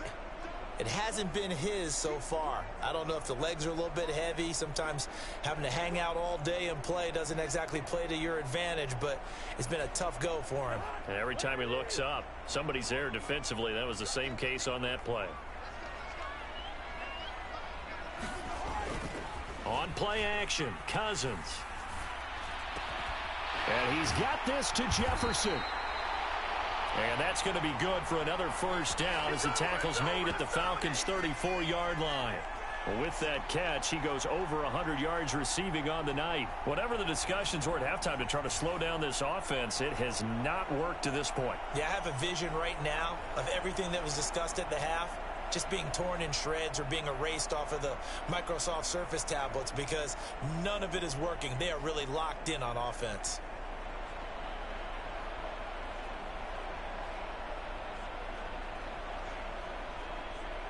From Falcon territory now, here's 1st and 10 at the 34. Here's a give to Madison running right. And that play went nowhere. Losing yardage. It'll be back at the 36. Excellent play there by Arnold Ebiketie to meet him behind the line for a loss. And that's what this defense is going to need to do more in the second half. Good pressure that time, forces some indecision in the backfield. He's going to wind up being taken down for a nice loss.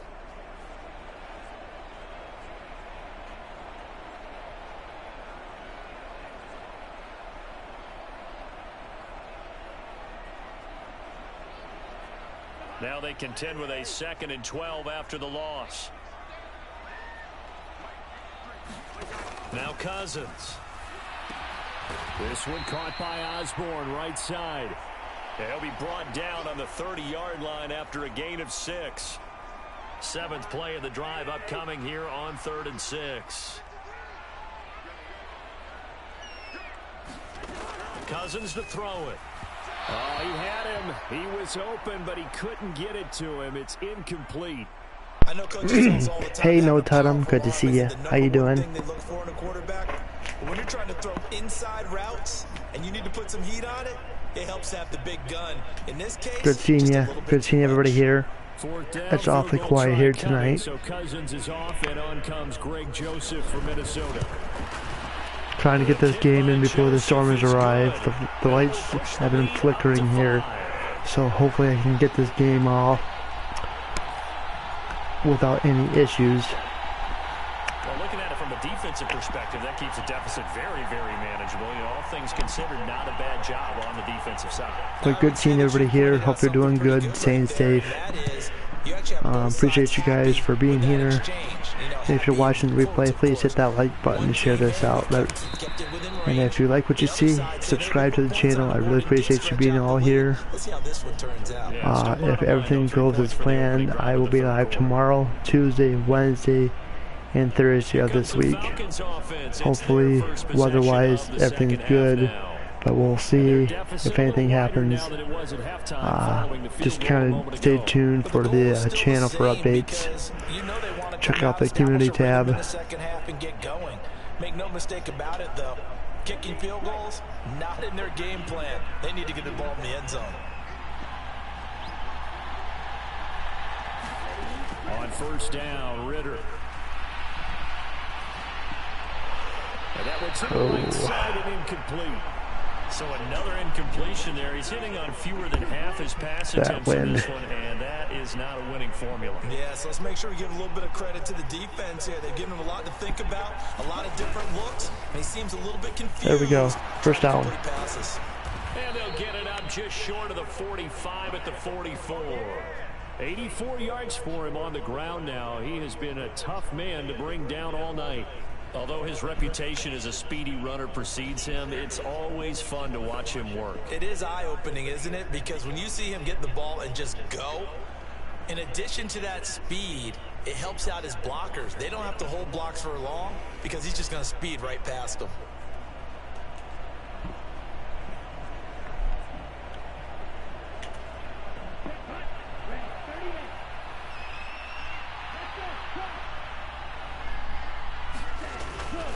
Back to Robinson now on first down.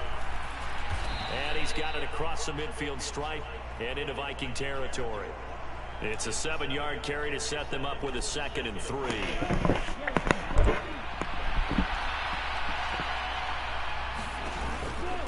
Robinson with another carry. And he'll be taken down at the 44-yard line.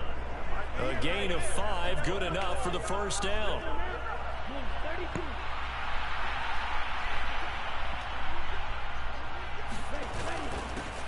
Straight ahead, it's Robinson.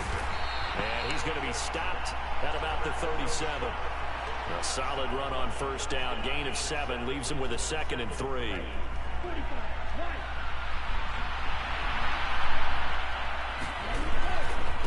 They'll run this one right with Robinson. 4 yards the pickup, first down. This has been an up and down, back and forth type of a game, hasn't it? Maybe this long drive, take a little bit of the wind out of their sails, kind of settle things down a little bit. On 1st and 10, it's Robinson. Defensively, Harrison Phillips there to stop him. Oh, there's plenty of traffic waiting for him up the middle. But give him credit, he tried barreling through anyway. They're fortunate to get a yard out of that one. 2nd down and a run by Robinson. Down to the 30 after a gain of 3. If you're looking for glory, looking to get your name in the headlines, you do not want to play nose tackle. But how about what we just saw there? The ability to hold people up, take on extra blocks, and actually slip them and make a tackle on that play. That's big time. Meanwhile, on 3rd down, they take a shot at the end zone, but it's incomplete. So on 4th down, Ritter heads to the sideline. Younghoe Koo gets set for the Atlanta field goal. It'll be a 47-yard attempt from the left hash. Koo knocks this one through the post. And that will cut the lead down to just 2.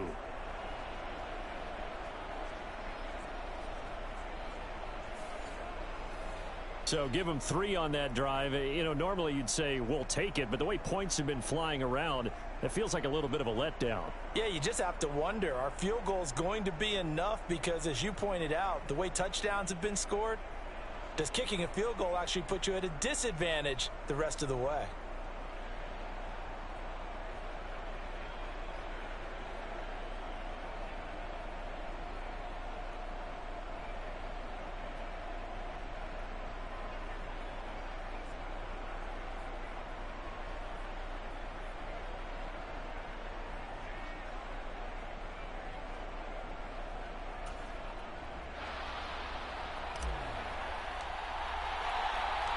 The punter Pinion now to kick this one away. Kene Nwangwu now out of his end zone. And they'll get him down right at the 25-yard line, so the same result had he opted for the touchback. Justin Jefferson and the rest of this offense, they've got their helmets back on, and they're ready for this next series. And I know that they've double-teamed him a couple times, but not a ton. Whatever they're doing isn't working. He's up over 100 yards. We'll see how they adjust. And when they do that, they weaken their defense in other places as well. And how many times have we done games where we've seen a guy have a big game like this, but it's usually not by himself, is it? Right. Usually it opens it up for other people to have big games as well. Cousins, and the throw here caught by Addison. And he's able to get this one up to his 30 before he's out of bounds. Ball on the 30. They'll come up with a 2nd and 5. Off the play fake. Cousins under a heavy rush, and down he goes. Bud Dupree off the edge and getting to the quarterback.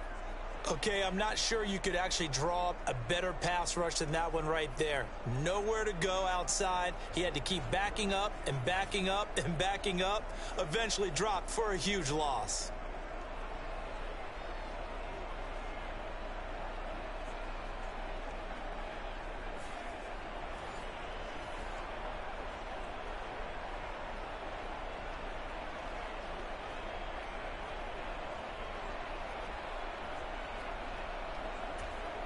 So now after the sack, Cousins and the Vikings come up here 3rd and long.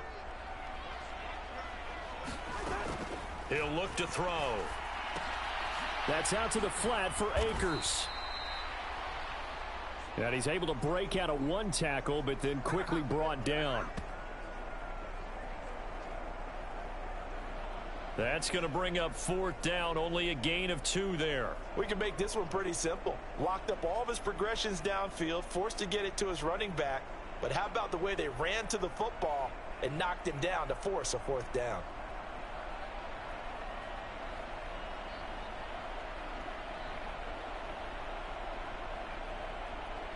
And here's Ryan Wright now as he's on to punt for Minnesota.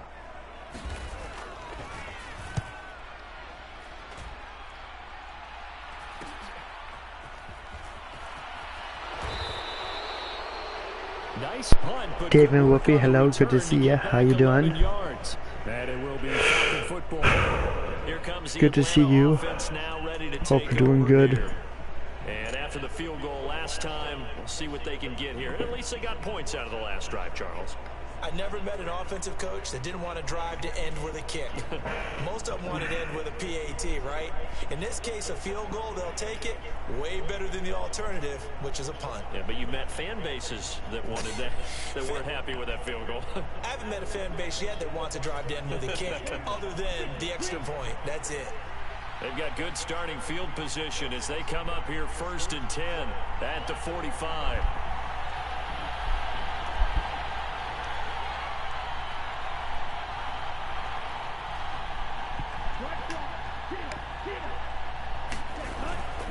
They start on the ground with Robinson here. And he's got it across the midfield stripe and into Viking territory. 117 yards rushing for him now with a couple of touchdown runs to boot. But really, that was no surprise there. They've been running it well all game. And I know goals change all the time, but any team will take that type of run each and every time.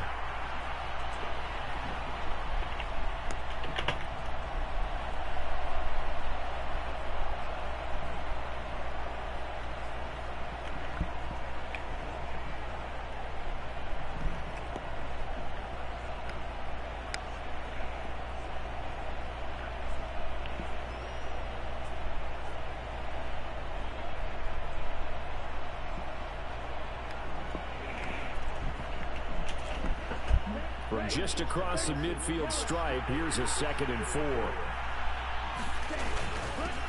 They'll run again here with Robinson, and he'll get it down here to the 43.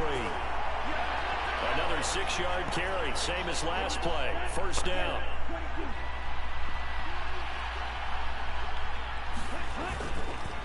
Robinson up the middle. And he'll manage to pick up about 4. It's 2nd down. And that was a quality play to start a new set of downs. That was simply an offensive line winning the battle up front and winning in a big way and giving their guy in the backfield a nice lane to hit. Hand off now to Robinson. And he works it to the 30-yard line here, right at the 30. 9 yards to pick up there, and it's a 1st down. For a lot of guys playing this game, there's no better feeling than running right through a tackle. He's able to lower his center of gravity and churn his legs for a really How you doing, Dave? Pickup. Hope everyone is doing good. 1st and 10. 3rd quarter here.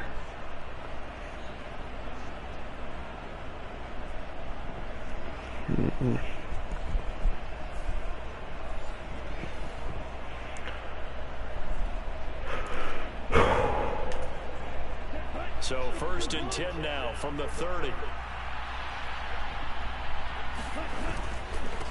On the give, here's Robinson. Appreciate you guys tuning in tonight. Hope you guys are staying safe. The tackle there by Sheldon Day. So after the run for no gain, here's 2nd and 10. Out of the gun, here's Ritter. There we go, wide open. Nice. Good. Oh, he's got a man wide open, complete. All right. And he's brought down, 1st and goal. but not before he reaches the 8-yard line. Last play, they got stuffed at the line. Different story here, over 20 yards. It looks like a jumbo set with 3 tight ends here for 1st and goal. Gotta get the dub. Gotta get that dub. There we go. There we go. Go. Go. And able to break one tackle, come on, but dude. then quickly brought down, but a nice little gain. It's a good pickup of 7 yards, and now they're looking at 2nd and goal.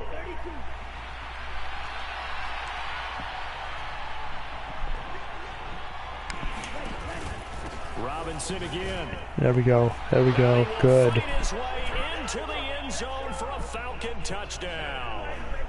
Bijan Robinson. It's a 1-yard touchdown run, and the Falcons have taken the lead here in this 3rd quarter. Well, he'd been the workhorse on this drive, and it would have been unfair to bring someone else in to finish the job. So they go back to him again, and he delivers with a touchdown run.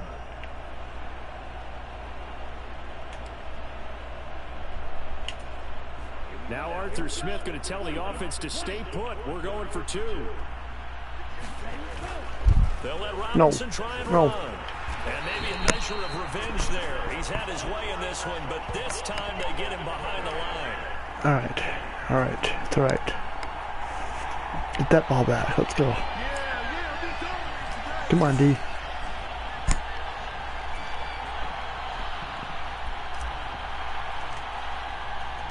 And following the touchdown now, it's Bradley Pinion on to kick this one away.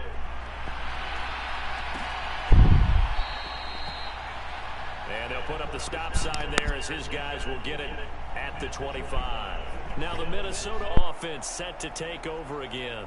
These guys definitely hoping for a better showing than their last appearance. They couldn't really even move the football much beyond the shadows of their own goalpost, Charles. We'll see if they can get a better, more sustained drive going here.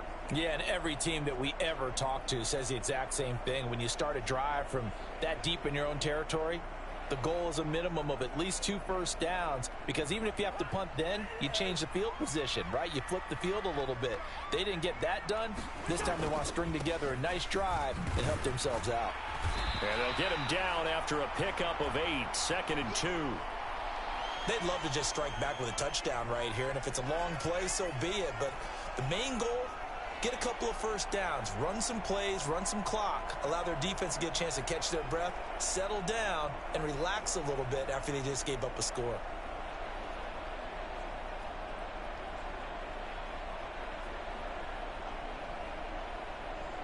Here's a 2nd and 2 now from the 33. They go play action. Cousins. He lets one go deep for Addison. A fight for it, and this is caught. What a catch. A big play there for Minnesota. 51 yards. Well, this game has certainly had no shortage of offense. Both teams have been revved up from the start. And here's yet another big play. Boy, both defenses have just got to be dragging out there because they've been run ragged throughout.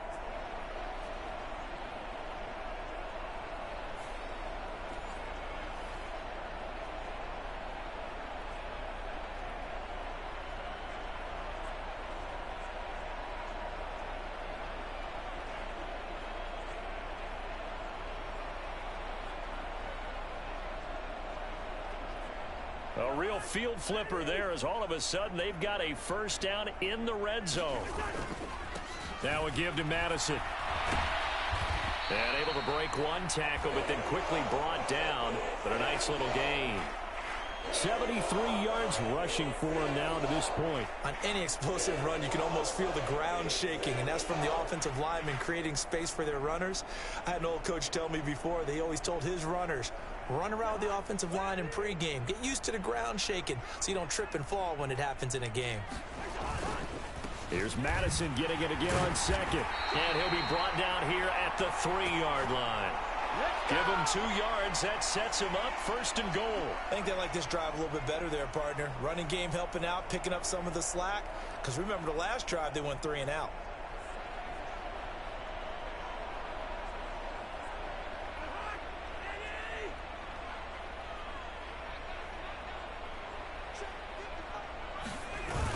Madison.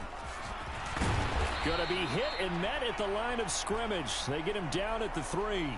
It's a gain of a yard, and it'll set up 2nd and goal. Good work there, holding him out on 1st down. And this is going to be a battle down here on the goal line. Can they hold their ground for 2, maybe even 3 more plays? So the ball position now at the 3. Here's 2nd and goal. They'll try to run with Madison. They're able to get a couple here, but won't get across the plane as they stop him right around the 1. 2 straight shots on the ground. Now on 3rd, do you go to the air? I think the possibility exists, and if you're doing it, you're probably going play action since you ran it twice. But I often think that 2nd down is a time you go play action and throw the ball. I say commit to the run and think about it being 4-down territory. On 3rd down, they run with Madison. Boy, no chance as he was met and dropped behind the line there. Tough sledding. They lose a yard there on 3rd. That was a huge play on 3rd down. So now what? Do you go for it? Do you trust your offense? Or do you want to put on your defense to try and get the ball back? Me? I'm going for it right here.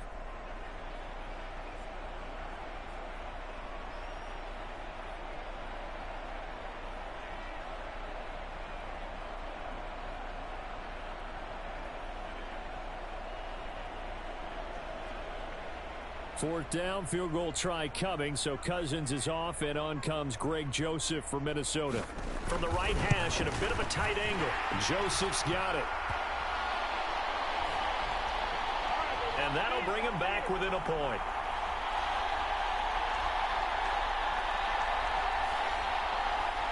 It can be a thankless job sometimes to be a kicker, but they're thanking him right now. That's now 4 field goals. He's kept him in the game. He sure has. That offense has got to find its rhythm because I'm not sure that just kicking field goals is going to allow them to win this game. Joseph now to kick this one away. Now it's Patterson. And able to get this across the 20, but not much further as he's dropped at the 23-yard line. Bijan Robinson and the Falcons back onto the field. He's looking sharp here so far in the 3rd quarter, Charles. It appears that the halftime gave him a little bounce. Came out, spring in his legs, a little pep in his step, and he's taken off and running really well in the 3rd quarter. Sometimes we talk about how guys don't want halftime to come, but some guys, they're happy when that break gets there. You never know which way it's going to go. He's taking advantage of it in this one, though.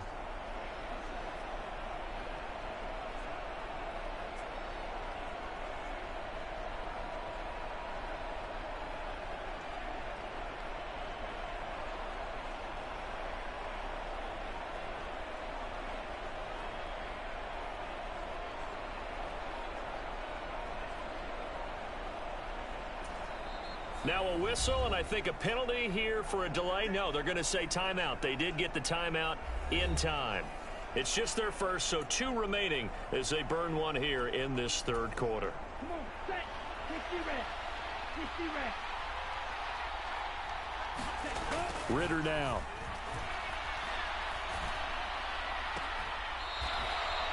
And a throw right sideline is complete. A well-executed 22-yard gain. As they began this drive, I was wondering how they were going to attack since they're playing with the lead.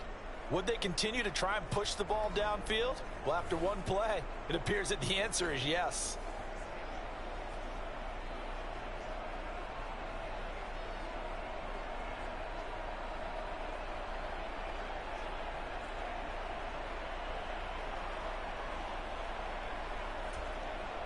The big play to start him out has him at the 45 already.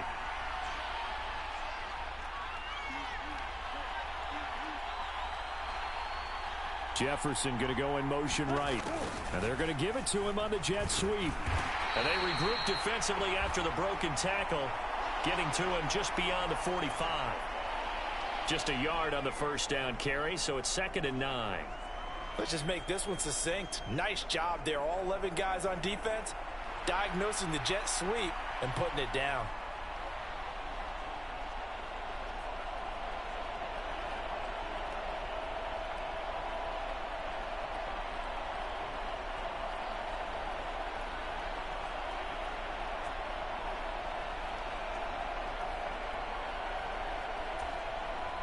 From the 46, here's 2nd and 9.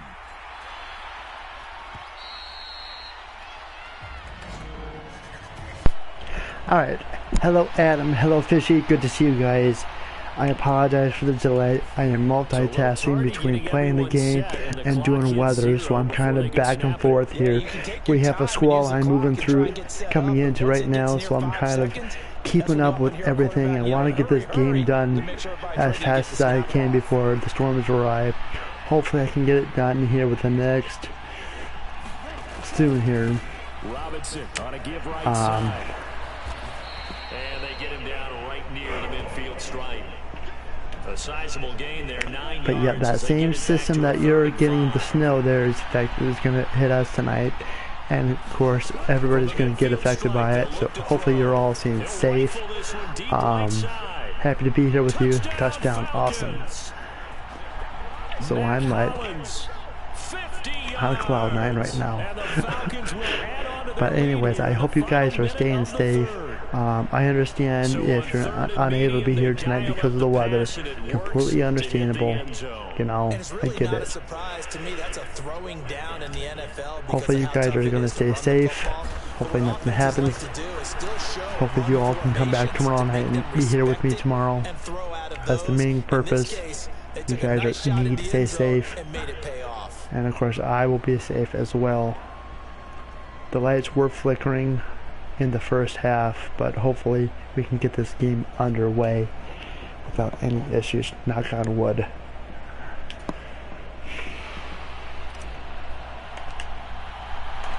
Now Pinion with a kickoff honors following the touchdown.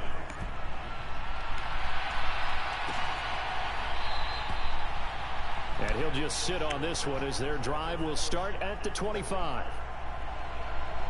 The Vikings ready to go again on offense. And last time they got 3 points, but it was a chip shot field goal. And when you go to the sideline after a chip shot field goal, maybe the offense not too happy. It's a balancing act, isn't it? Because you're exactly right. They're none too pleased that they didn't punch it in for 6 points. But they also have to remember they did put points on the board. 3 points is 3 points. And in this league, you take points when you can get them. Not easily done. Cousins and the Vikings with a 1st and 10. But yes, I am really big into the weather. As we move into the spring in several months, you know, you're going to hear me talk a lot about the weather. That play ended for a net loss by Jesse But good seeing you. Part of the thinking when you bring in extra tight ends, you're hoping that each of your guys gets those one-on-one blocks and creates a crease for your runner. Hope you all had a great weekend. Though, you've got to win those one-on-one blocks, and when you don't, that's the result you end up with.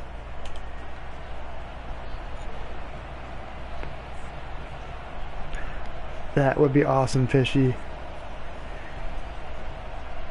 So the first play of the drive lost 4. Now they'll look to move it forward here on 2nd I can't wait for you to come and visit me. Throwing the out route incomplete. It's Osborne. And up to the 35 before they're able to knock him down. His 5th catch tonight, and it's good for a 1st down. I'll tell you what, a lot of those mid-range throws have been available because sometimes teams get too concerned about the deep. But I did take a bike ride this afternoon. It was really nice. Even though it was still windy, I was still able to take a bike ride and at least enjoy the weather when I could. Play action now. You know, it was my only day off, and hit that ball. There we go. There we go. Cousins. Picked off by A.J. Terrell.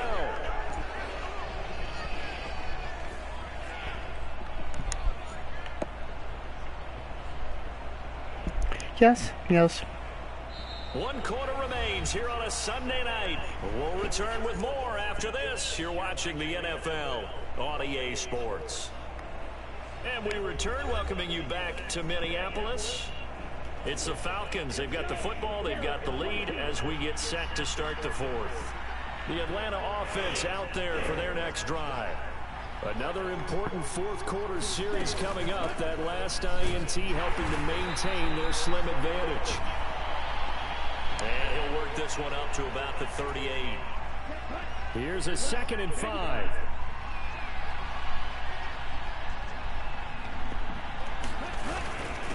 Again, it's Robinson. And he'll go down right around the 47 this time. 9 yards to pick up there, and it's a first down. At carries like that, that's how they're going to continue to salt this thing away here, Charles, in the fourth quarter. Yeah, how about that? A new set of downs. Clock continues to move. No better way to close out a game than to tap those mastodons you have up front and say, guys, keep pounding them. Let's keep the ball, keep their offense on the sidelines. Yeah. And let's close this one out. Here's Robinson. Knifes his way forward here, but just 3 yards on the play. Second down. Ball right on the 50-yard line. Here's a 2nd and 7. On the counter, this is Robinson. 3 yards on the pickup. That's going to set up an interesting 3rd and about 4 to go. Straight ahead, There we go. Robinson. There we go. And great blocking downfield as he's got this almost to the 35-yard line. But yes. It's a gain of 11, and the Falcons pick up the first. I think we're seeing the effect that runs like that are starting to have on this game. They're a little bit slower, that front seven, reacting to the football, almost like body blows in boxing, slowing them down, and they're really starting to take over in this game.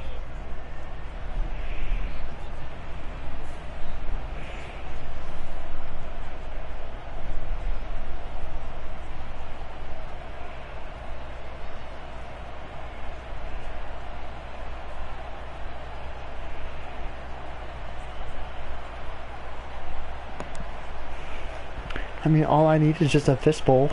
All runs on this drive. I'm kidding. So far. It's 1st and 10. 1st and 10, it's Patterson. But a true story is, my brother and his wife went to the store and got fish. And they didn't know at the time, but it turns out the fish was pregnant. Well, they had they had baby fish, and then last week they went on vacation, and they come back home and they had more fish. You're taking charge. I thought that was pretty cool. You go to the pet store and buy fish. You don't know it at the time, but you just go ahead and buy fish, for a pet and all that fun stuff. And 2, 3, 4, 5, 6, 7, 8, 9, 10 days later, hey, you got more fish. It's also at the forefront of the mind of the guys who are trying to get the ball from him. And since they've seen him drop it on the ground before, they're doing everything possible to have him do it again. They need that turnover. And he's going to be stopped just short of the first down marker at the I don't know, Vikings' just 13-yard sharing that with all of you. Play number 9 set to come here on the drive on 3rd and 2. They'll run with Patterson. And he gets the first down yardage before he's brought down just outside the 10 at the 11. Just a random fact from N.O.R.A. Starting to establish themselves, take over this game. And before the series began, I know exactly what was said in the defensive huddle. Guys, trying to keep my nerves under control here. Let's get off the field. Instead, try to be more entertaining for all of you tonight. Towards doing that. Right now, they're just getting muscled all over the field and getting pushed down it. And he'll fight his way down inside the 10 to the 9-yard line. 2 yards on the carry there. It'll be 2nd down.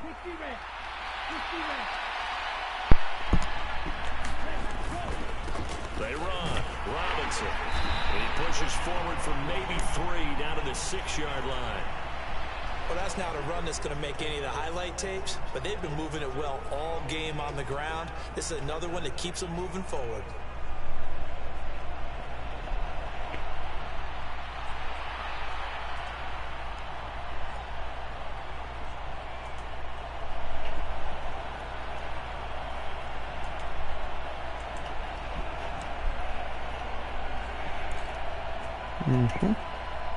Already a pair of 3rd down conversions for them on this drive, too risky. But right now they need 5 yards on this 3rd down try. There we go. No. Toward the end zone, but that's going to wind up incomplete. So 2 3rd down conversions on this drive. He could have caught it. A 3rd, and now they deal with 4th down. From a defensive perspective, they had exactly what you want anytime they want to throw the football. There was pressure on the quarterback. They were getting after him, and they tightened down on the receivers and forced the incompletion.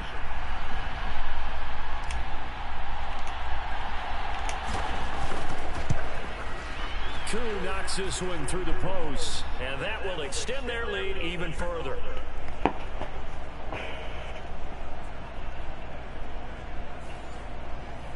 So that CD, an important one here in the fourth quarter. And that importance cannot be overstated. All eyes on both sidelines. They made it a two-score game. Still lots of time left to go, but likely that was their goal at the start of the drive. Get 3 points, make it a two-score game, and they were able to get it done.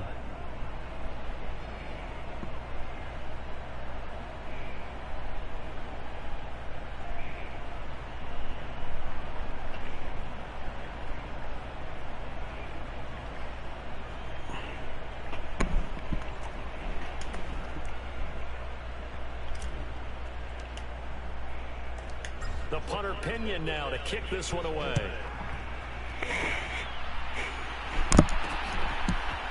Nwangu now from his end zone. And he'll be stopped right around where he would have been had he gone down to a knee, maybe a yard shy of there at the 24. The Vikings head out to take over once again. A tougher task for them now. That turnover on their last possession led to the field goal, meaning that they have to now try to erase a two-score deficit here in the fourth.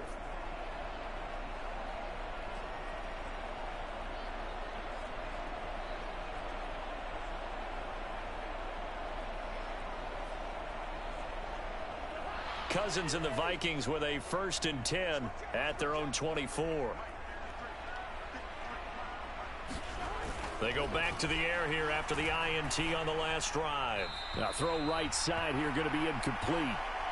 And a smart play there. He's probably saying, I wish I would have done that on the last drive instead of throwing the interception.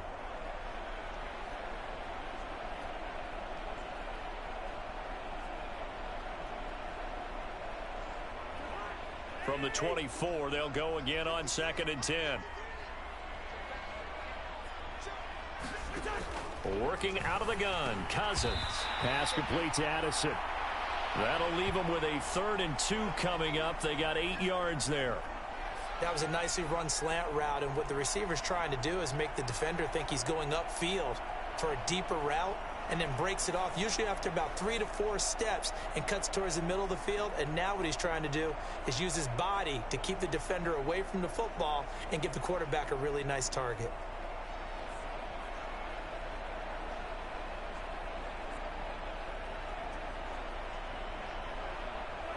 Two yards still to go. 3rd down now.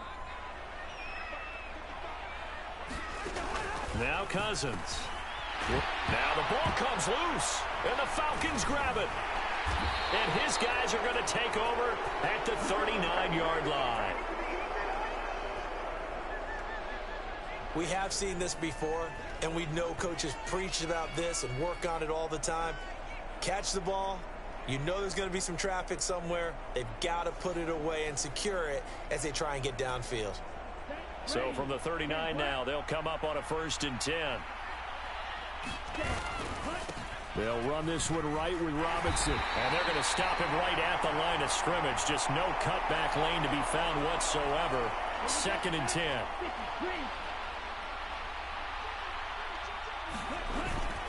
They'll run again here with Robinson.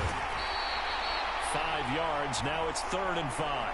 Brandon, I've got to think this offensive line has got some smiles on its faces. And I know it sounds crazy, but they practiced for this back in training camp. They knew they'd be in situations where there'd be extra defenders in the box coming after them, trying to keep them from locking down. Oh, this is taken in. It's complete. And this is caught for a Falcon touchdown. Kyle Pitts. Boom. 34 yards. And the Falcons have put this one to bed here in the 4th quarter.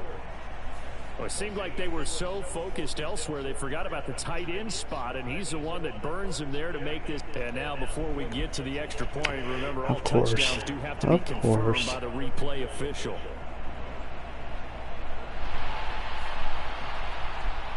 They're taking a peek at whether or not those feet were in bounds, and obviously a big call here in the end zone. And not just the feet. How about the hands? How is the ball possessed while the feet are hopefully getting down in bounds? That's what they're trying to look at to see if it all comes together. So they called it a touchdown originally, and this will stay a touchdown after the video review, so they had it right.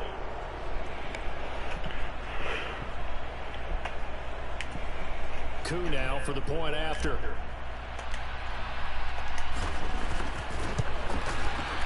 And he's been a busy man, 5 for 5 now as he knocks another one through to extend the lead. The drive there only spanning 3 plays. And it was the tight end Kyle Pitts finishing it all off on the touchdown reception.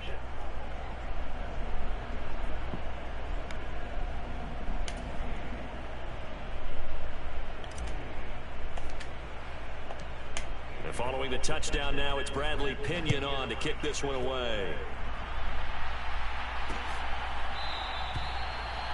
And they'll put up the stop sign there as his guys will get it at the 25. The Vikings offense now, they get ready to head back on the field. Where we stand right now in the fourth quarter, this one pretty much out of reach. And, Charles, I know they're going to be disappointed about several things with this ball game, but the self-inflicted wounds, they've had several turnovers. You would have to think that's going to be something they're going to discuss heavily in the film session in the coming days.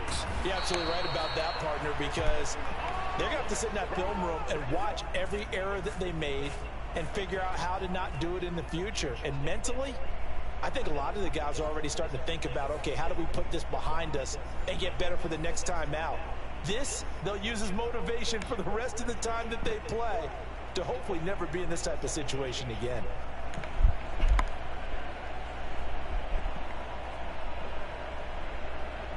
All right.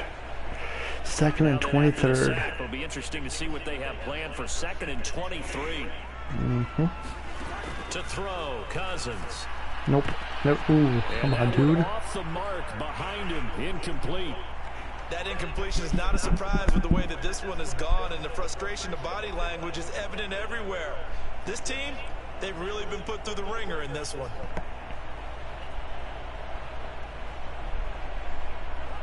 An incomplete pass on that last play, and that means they'll need to come up with something here on 3rd down. Here's Cousins. Now they set up the screen. That's complete. And nope. He'll go down just shy of the 25 just to the punt the ball. 24-yard Come on. line. They get 13, but it's not nearly enough, and it'll be 4th down. And when you have success throwing the football, the old cliche becomes true. The playbook opens up wide, and these screen passes, they become even more difficult to stop.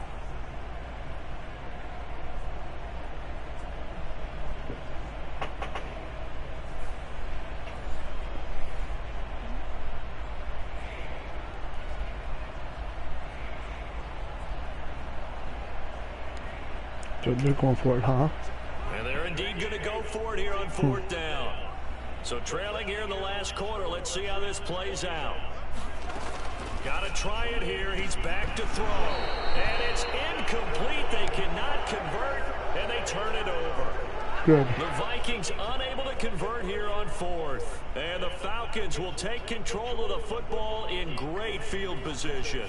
Well, at this stage of the game in the second half, down 3 scores, I guess they felt like they needed to push. And let's face it, with this deficit, if they give up another score here after they didn't get it, does it really matter? Right. It really doesn't. They had to go and try and make something happen if they had any chance of winning this game.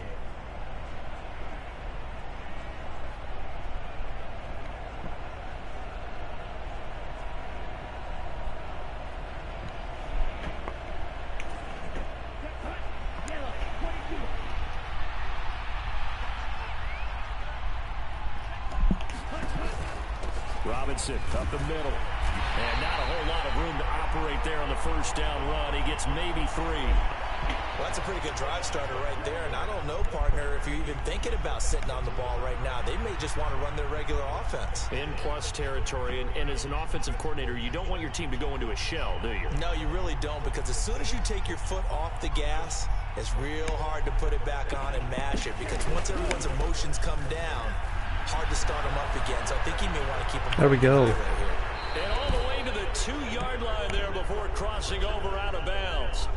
That good for 19 and a first down. I know we're in the era of wide-open football, a lot of spread formations, more space, but there's still a spot for power football. We just saw some of it right there. How about that run? Yeah, breaking the tackle, and, you know, late in this game, he wants the football in his hands. And he will take it in for a Falcon touchdown. Bijan Robinson taking it in from 2 yards out as his guys are able to push that lead out a bit further. Some good running there at the end of the drive. He had the burst that set up the 1st and goal, and then one play later, he's in the end zone. Brandon, what I liked about that sequence is I'm not sure who made the play call, but they understood the situation, understood the momentum. A nice hard-charging run. Give it this right game's back in the to books. him and let him cap things off. Extra point by Koo, up and good. And they open the lead up now to 25.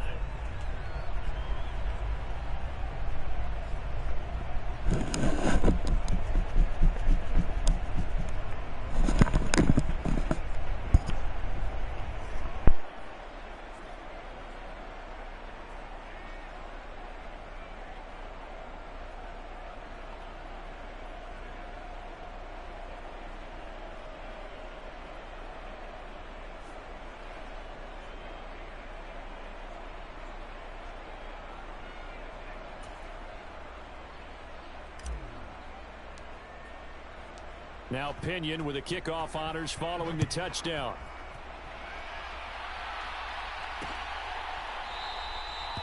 No run back here, down to a knee, and this drive will start at the 25. And now out comes Minnesota. Well, this game, it has had no shortage of offense. They've been able to put up a decent amount of points on this side, Charles. They just have not been able to keep pace with the other offense they're going against here. Yeah, it's a good way of pointing things out because now it's not a total loss because, as you said, they've scored some points, so there's some plays they can build on, moments where the game plan actually worked. But overall, though, they were just out-personnel. They were going up against a team that's playing at an elite level. Cousins now to throw on 1st down. And that's going to be incomplete. Too tough to hold on to that one. It's 2nd down. Well, that one was all about the defender making life difficult for the receiver. Very tough for a guy to hold on to the football through all that contact. He ends up forcing the incompletion. So following the incompletion, here's 2nd and 10 from the 25. Throwing is Cousins. Open man, he's got him, the tight end Hockenson. And they're able to get this one across the 35. 8th catch for him now. He's been a big factor. And it's a 1st down. Well, this game was decided a while ago, and that completion there, it's going to artificially inflate his passing numbers. So right now, the only one really applauding probably his agent as he thinks about angling for a new contract. 1st down. Here's Cousins. This goes out wide from Madison. And the result here, a pickup of 8. Leaves him with 2 to go on 2nd down. Just about every quarterback is trained to really look downfield first before you come back and make a nice, safe throw.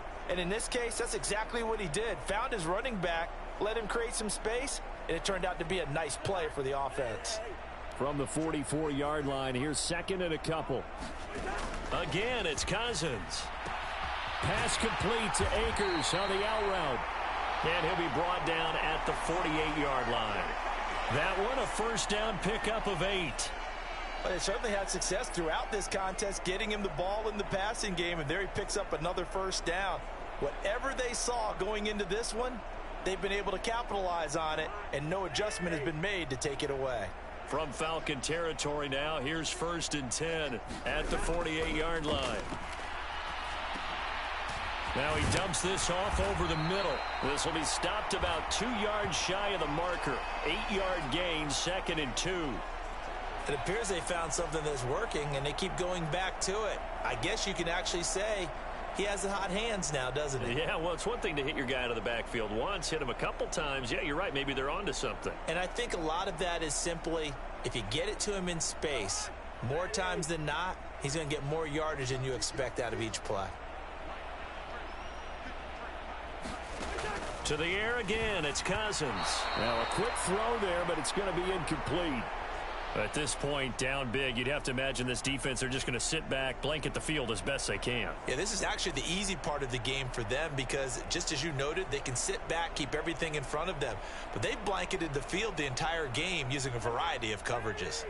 Trying to keep the drive going here. This is play number 7 on 3rd and 2. Throwing, Cousins. Yeah, this pass broken up. Excellent coverage there on 3rd down, as that was not an easy one to hold on to. They had enough yards for the first down, but a clutch hit right there defensively jars it free. No first down.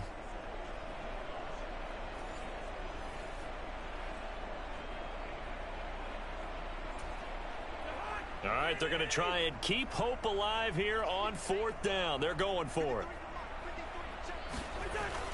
Needing the tough yards, they run it with their fullback. And he gets it to the 34. Good enough for the first. No reason not to try it there, and they do indeed convert on 4th. Surprised at all that they went with a fullback there? Not at all, because it harkened back to the days where we watched these games almost in black and white, right? The stocky guy, the strong guy, the powerful guy with leg drive. Give him the football, and even if the blocking isn't perfect, he has the ability to scatter bodies and move people enough to pick up first downs. That's what we just saw right there. A nice little screen. They get 6 on first down. You got the big lead defensively. Willing to give them that underneath stuff, right? And this is why you work on your tackling. Tackle them after the catch, inbounds, keep the clock running. Just go ahead and bleed the game out that way. Here now, 2nd and 4. Back to throw. A quick throw there, going to be batted away and incomplete. That's not the first time they've gone his way on this drive, and they were obviously keyed into him because they were there to help break that pass up.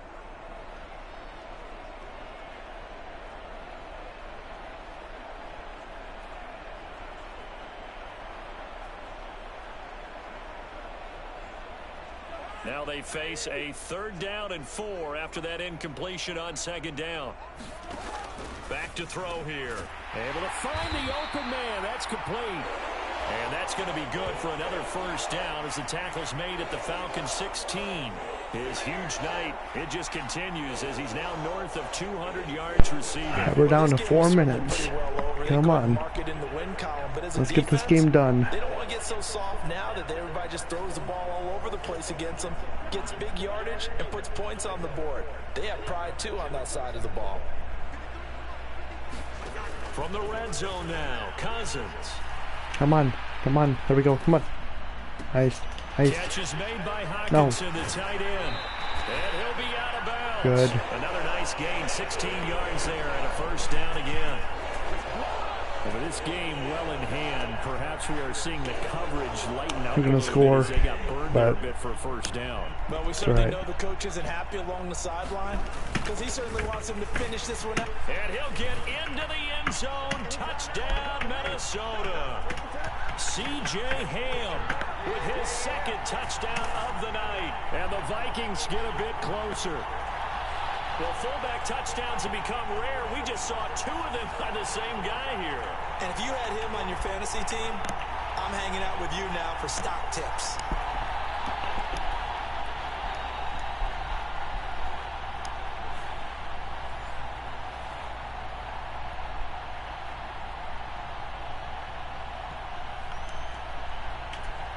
Joseph on for the extra point. It's going to be close for sure, but hopefully we can pull it off.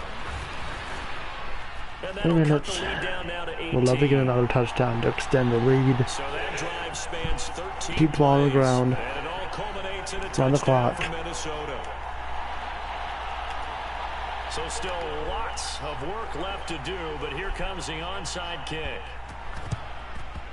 And a good job here by the Falcons, their hands team, able to recover it.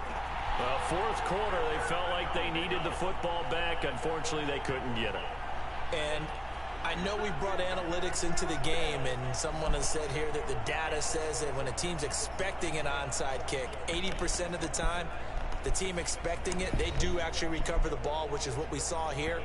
I just wonder if that number is much more of a anecdotal type of a number. Kind of like when the coaches tell us, well, when you score on special teams, 93% of the time you win the game. I'm still waiting to see that number is empirical. Hand off now to Robinson. And maybe a measure of revenge there. He's had his way in this one, but this time they get him behind the line. He'll lose a yard there, and it's 2nd and 11.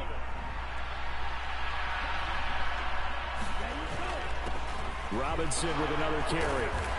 Broke through some contact, but unable to reach the 40. I think we all suspected that they were going back to him after he found the end zone on his last carry, and they kept the positive momentum going there. Another nice run by him.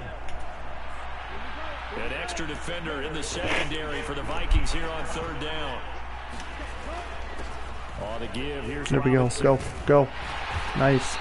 First down. First down as they get him to the ground at the 37. Get the game going. Keep the momentum. No doubt those are the types of carries they're looking for here, Charles. The lead in the 4th quarter. This is when coaches that have a reliable running game, they breathe a little easier. Just run that clock out. Yeah, they love the idea that they can take the air out of the football. There we go. Come on. At this point of the game. That means they're really counting 2-minute warning coming up. Line, counting on the runners, taking care of the football. Because you're going to tell your quarterback, hey, no time to be a hero. We're not going to throw it here.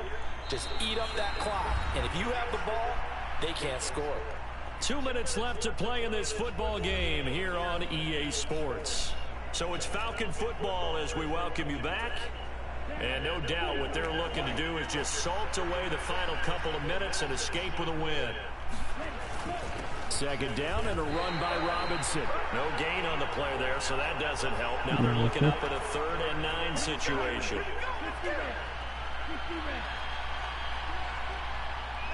Well, I am in field goal range. They'll run it now with Robinson. And a good tackle there right around the 30. Stops him short of the first down. Call it a gain of 5. 4th down now.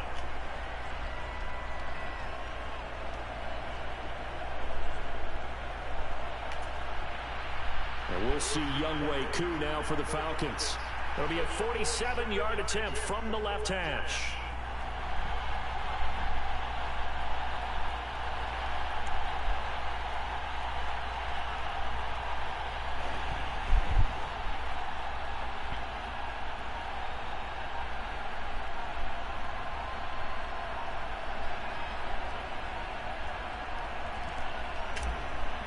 Nope.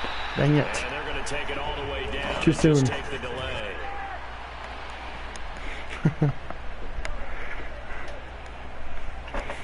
So they accept the penalty, of course, and push the offense backwards a bit. So on 4th down, Ritter heads to the sideline. Younghoe Koo gets set for the Atlanta field goal. And this is good. He got just enough to clear the crossbar as he drops it in from long distance. And that will extend their lead even further. Well, ultimately not really sure that they're going to need those 3 points, but they'll take the 3 and they pad that lead. Yeah, this one's already wrapped up, but you and I both know if you're an offensive coordinator, you never let up on the gas unless the head coach tells you to do so. And maybe you've actually clicked him off in your headset so you can keep calling plays and trying to add to this lead. Minnesota's offense takes I can breathe now. They're down big here late. I don't know. You just one last drive here for pride. Some people like to do that. I remember playing for a guy once. We were down huge, and someone said, "Coach, what do you want to call?" He just waved a hand like, "Who cares? Let's get out of here and do something some other time." But some teams like to do something at the end to feel a little bit better as they continue to move forward. Yeah, probably just want to put this one behind them.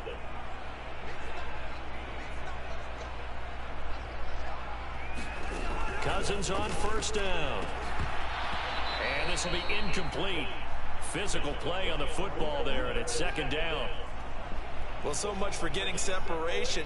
No chance there. Locked down tight, forcing the incompletion on that attempt.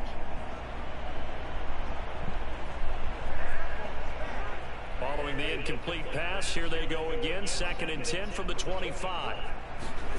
Cousins. Pass caught here by Osborne.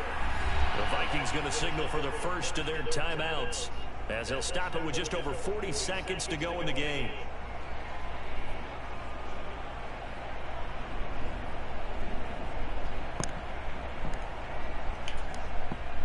They'll come up now, 3rd and 3. He'll drop to throw.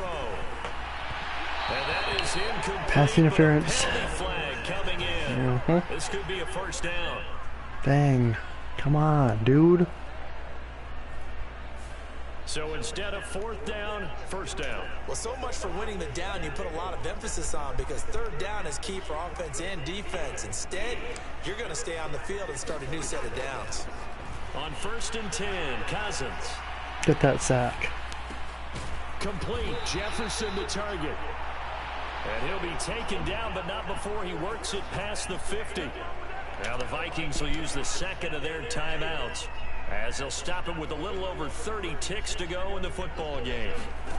To throw is Cousins. Going underneath, he's got Hawkinson. Now this will leave him a yard short. Nice pickup of 9 yards on 1st down. The Vikings going to use their 3rd and final timeout, as they'll stop it with 17 seconds to go in the game.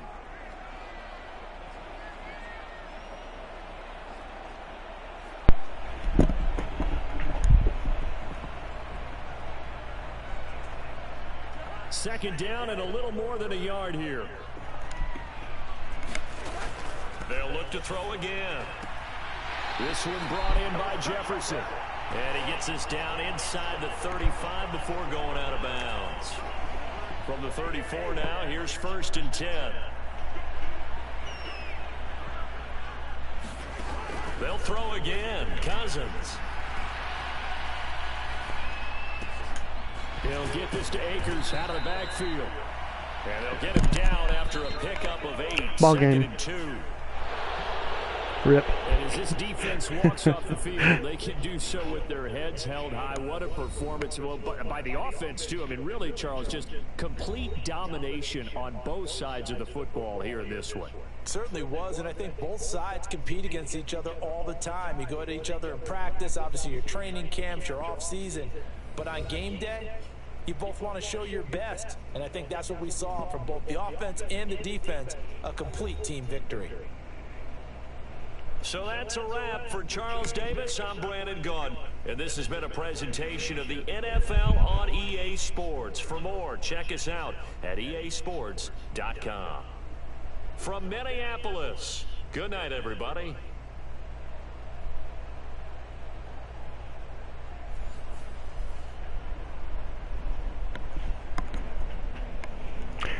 Alright folks, I want to thank y'all for tuning in tonight. Really appreciate you guys for tuning in, watching the stream. Glad I was able to get the game in without any issues. I got a little worried with the power situation. So I'm going to call the stream now. I want to thank you all for being here. Much love to you all. Stay safe, stay healthy. Wash your hands, drink your soap. Be kind to one another, love one another.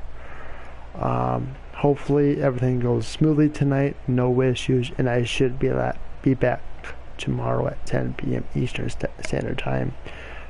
Fingers crossed the power does not go out. Hopefully we have everything there. But I want to thank you all. Have a good night. Stay safe, everyone. And I will hopefully see you all tomorrow. Much love. Take care.